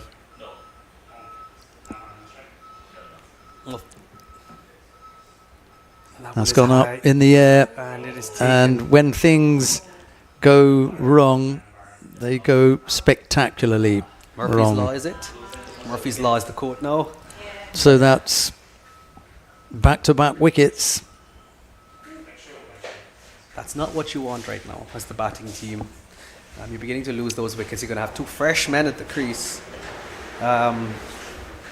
With the mindset now that they need to go after it. There's nothing to settle in. They need to go after it from ball 1. And we lost a little bit of the feed there. But the audio is still here, so we're going to have to describe it. So that's Devon Paul going out now. Again, like I said, we're into that finishers of the squad. Yes, I'm perfectly happy to do descriptions. We've got a break in the cloud cover, which we've had all afternoon, and for the very first time, we've got nice long shadows on the field as we've got bright sunshine in this late afternoon, 5 to 5 here in Scarborough, whilst we change the battery in our camera. That's why we've lost the that there. There's a little bit of dust kicking up, which suggests that the pitch is still dry, and we've had a good deal of turn as well from both ends. It's much drier than yesterday when we played. It was a little bit untrue yesterday. Today it's definitely dry. Yesterday we weren't getting dust off of it. So commendations to the guys here for getting that pitch prepared for us. Just making us feel as at home as possible, trying to help us in any way they can. There's the next delivery. It's outside the off stump. There's a swing at that. It goes through to Jason Prasad, the keeper, and there's no run. We have I'm going to call it a short. It's an odd few positions to put in. Yeah, I want to say it's a short third man, but then it's not short enough to be a short third man. And then there's another short man there he would be short third. Yeah. The other one would be backward point. Devon Paul, a wild swing again, missing that one, and again not communicating. That should have been a single as well. And then we've got another man on the backward point boundary. Then that odd kind of ring there that Jason has put in place. End of the over. But I guess they're looking for that hard slash which might send the ball up in the air anywhere in that region. Which fits in well with their plan to bowl to the wide line. I think that other man, I might even say, was like deep gully. Yeah, we can say that. just, in that kind of area where you felt that your man might get tucked away if something came wide. Change of bowling from the pavilion end. So again, he's going to continue with the pace, which means he's going to leave those spinners for the death. I'm not sure if the scorecard can tell us. I think he may just finish on The seam. on this pairing, Probably. because we've only had just one over Yeah. from that end, so he could quite easily finish off And here. the screws are already turning. So 79 for 5 is Yeah. nowhere close to where we need to be at this Yeah. point. We were hoping to be at least 110, somewhere thereabouts. So we're 30 runs short of that. Here's the first delivery See, this pair will have to run hard. for everything. Yep. Yeah, and it's okay. He's going to say, take your time, I'll just jog in, and you can take two. What you're not going to do is beat this The ring. ring for, you can see it all shaped here. Men on the almost boundary. enticing you to hit against the wind. Yeah, come and get it. See if you can go over my head. Oh, that one beats him. Looking for the straight shot, man. That one just gets under the bat. Interesting. The straight shot is a good option, and it would have to be really straight because there are two men in the deep. So if you go either side I would of prefer being to take it straight, over you'd be long off. tricky. A little bit of help from the breeze as well. Yeah, and we've seen a couple go down there that went really That's well. that would be my Yeah. target. Straight again. Ooh, that must sting. Saving a single there. Is it worth it putting your hand for that one to save a single? I don't think you think about it. You just do Reflexively, sorry. Yeah. No, I've seen a couple of my guys put their hands and then pull it back. 'Cause No. Yeah, you just put it there and you take whatever comes. Even, I've done it myself a couple of times with dislocated fingers. You're trying to stop something that comes straight back. Well, that went straight up, Interesting. pulled that into the onside, but was only able to pick up one. Interesting height of that one. Yeah, I would again like to have seen that called as a That was no very high. I think ball. even Marlon is asking the umpire about the Yeah. height of that one being a no ball, and I think the umpire is now and agreeing with now all of he us. said no ball. Okay. Thanks for coming to the party. However, what I will say is I don't think that they are allowed to change the field. regular umpires. Oh, okay. So Well, we can't blame can't them come too down much. too They hard. come to give us a bit of a service. hand, and we're also getting the signal for For the a free. free hit. So yeah, we're going to need a lot Make- more of these. Make them pay. He doesn't. It gets him on the pad as well. If your pads aren't in the way and it goes down leg side, then there's always the chance that you'll get called as a wide. But it hit him on the pad, so So ch- disciplined bowling effort. That's when it would be good to change your guard and say, I'm going to remove the possibility, or I'm going to make it harder now. Yep, you've got to come You wicket know. to wicket. Yeah, it's got to be straight. That's where the ball's Yeah, the yeah. batsman scored. So Devon Paul again, sending that one out. They're going to scamper through for the single. Marlon is looking for the double, but Devon just the is one just, there. Yeah, he was right. There was just the one there. But again, it's that intent we keep talking about. Yeah. Run the first hard, put the fielder under pressure, make him think you were trying for the double. Maybe he will have that misfield. Maybe he'll run past the ball. Maybe he'll slip up with it, and there might be the possibility of a two. We'll finish, right? Yeah. So it's 83 for 5 with 2 to come. So It's not happening. it's difficult. I don't say anything is impossible, but Well, the impossible is about to be realised because there will be insufficient balls and too many runs required. So we've gone from needing 2 overs at 15 to another game. We need 1 over at 30. Yep, and probably another day of action. Well, here we go. I think we know what's going to happen with the bowling from both ends now. Hey, kill it. Ooh, is that one a no ball? That one Well, was he must have pulled that from chest height. yeah. So the umpire does call it a no ball.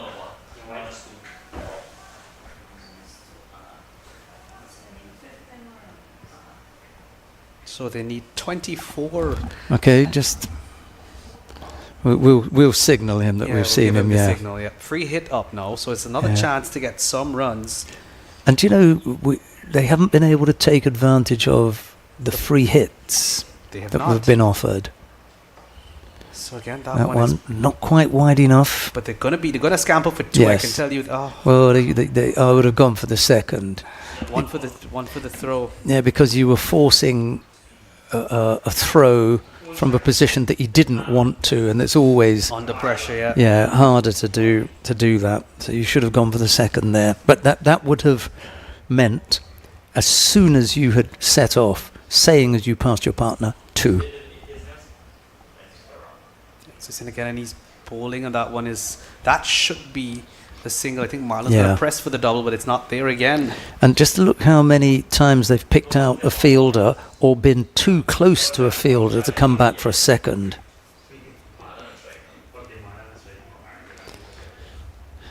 22 still needed from this one. 4 balls to come. 22 runs. We're looking at 26 and over. Marlon goes hard, and all it does is go. That one pierces the gap. Unfortunate effort in fielding. So they've taken 2. That ideally should have been 3.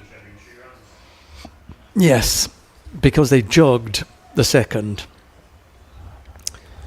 Both those runs should have been at absolutely blistering pace, forcing the but I think fielder. The fielders are happy to give away that 2. Yeah, 2 is not a problem. You can take 2.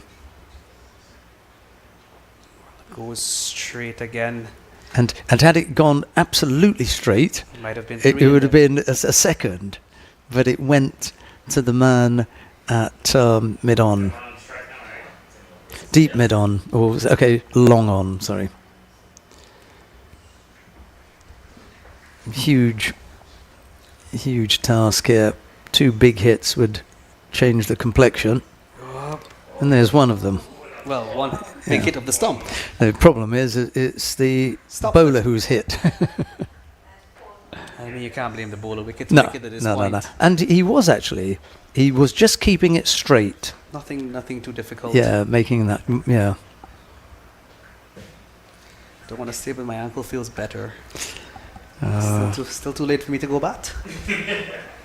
I don't think I'd make much of a difference, but at least I'd have a good heave. Yeah, I've all of a sudden I've become quite concerned that you have made no move yet to go downstairs and get padded up.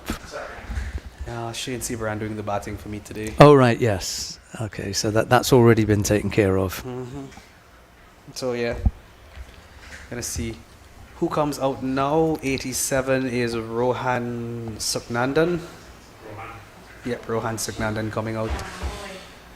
I thought he was 27. It's 87. Is it 27? My Yeah. eyes aren't that good. Yeah, probably it is 27. Yeah.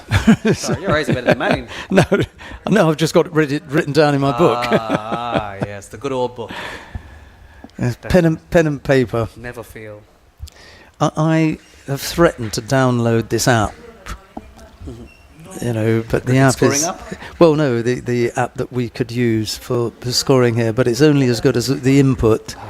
And I'm not that sure that we had. We're not knocking the inputters at the moment. No, good old pen and paper is still the best way to do it. 1 ball left in the over. I wonder if we'll see the 100. That would be nice, wouldn't it? Really would put a bit of a smile on my face to see the 100 up for the squad, and I'm hoping that they do. Again, I think when we started, that 130 was decent for us. Yeah, I just thought that it would be too much of a challenge. Outside the off stump, wide. I'd like to see how many extras have been given away, actually. think it's anywhere between the 10 and 20 range based on no balls and wide so far. Yes, yeah, it could be. We'll check the scorecard afterward. I kind of feel it's maybe, yeah. You're right. Probably around that region. No less than 10, no more than 20. Oh, leg side. Interesting. But it wraps him on the pad. But going down the leg side. End of the over, we've got one more to go. 6 balls left to go. And 46 runs, or 40, yeah. Drifted into the realm of Yeah. impossibility. Impossibility, yeah. But again, I really want to thank the Trinidad and Tobago Cricket Board and all the people that would have helped us to put this tour together. It has been fantastic for us. We've gotten a chance to interact with our counterparts. We've met so many people here who are unsure about what Guyana has to offer, and in terms of tourism, in terms of cricket, in terms of not only cricket, in terms of different sports, in terms of our culture. And it's been great interacting with Tobago people. All they've shown us is love and support. And of course, we want to thank Jason for coming to us first and saying, hey, this is what we have. We can do this, we can do that. He's been super helpful in terms of getting us locations, getting us grounds. I think we came in one day too late, or we would have had a practice session as well. Oh, yeah. Yeah, we came in the Wednesday, but we didn't get our gear until the Wednesday evening, so that was a day out for us. And then we couldn't get anywhere to practice on Thursday because I think it was a holiday. Yes, that's right. It was Corpus Christi? Yes, Corpus Christi. So he still made the best of what we could do, and Marlon's going to have a swing. Ooh, that one is straight back down. He's not going to beat the fielder, though. He's just going to get a single for it. I think Marlon is upset with himself there for not putting a little bit more spunk into that to try to get it straight.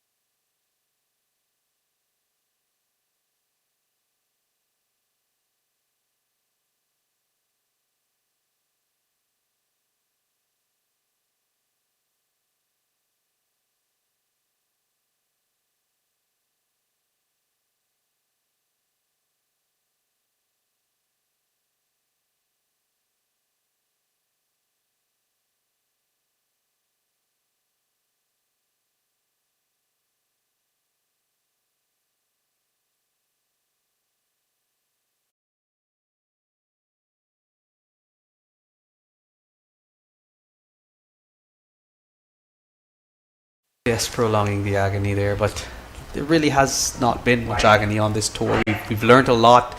I think we've grown. Oh, that's a big one. Is it going to clear the boundary rope? It just falls one. Ooh, one bounce 4. Single bounce 4. So that would take us to that 97, is it? You may make the 100. We just may. At least that will be something to talk about. Mm-hmm. We've all got little pointers that we all need to improve on, but we've also, like I said, learned a lot on this tour as a team. Marlon going to go again. He's going to get 4 for that. He just might if the ball doesn't slow up. Yes, he does get the 4. And, yep. Couple of big swings, and there you are. We're at the 100. Yeah. Just a couple overs too late. Yeah. But we will gladly take that 100 and all the lessons we've learned in Tobago. So I hope you won't mind me saying, but if we had been able to unearth from somewhere 2 overs of 15 and you added 30 runs, because that's, you'd have been short 5 runs. We would have been in the game. Right in the game, up to the end. Here, one more ball. Everyone closing in. Marlon, the ball is on strike. Down the track. They can take 2. They can take 1. No, it would just be the 1. It would be suicide to come back. And that, I'm afraid to say, is that. End on 102 for, no, it's 103 They're going to for scamper 6. through. Oh, all right. They're going to scamper through for the last single. Hey, I'll tell you what, keep going for a bit. They're going to scamper through for 2. So 104 for 6, I think, or no, it's 103 for 6 at the end. At the end of the 20. It has been nice to be up here and to meet the guys from TG Titans. Hopefully they will come back and have another visit to Tobago. They're going to line up and shake hands. The end, I'm afraid, has arrived. The Tobago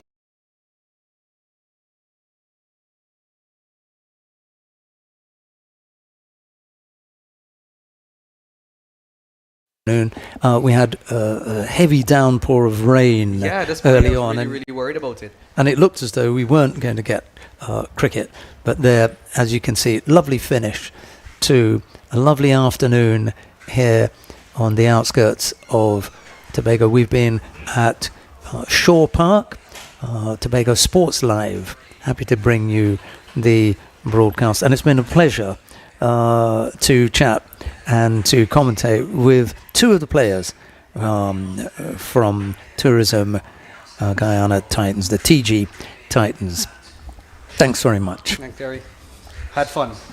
Right, we're going to close here. I think we will have a look at the presentations, but as far as the commentary is concerned, that's it from us. Thanks very much. Bye-bye.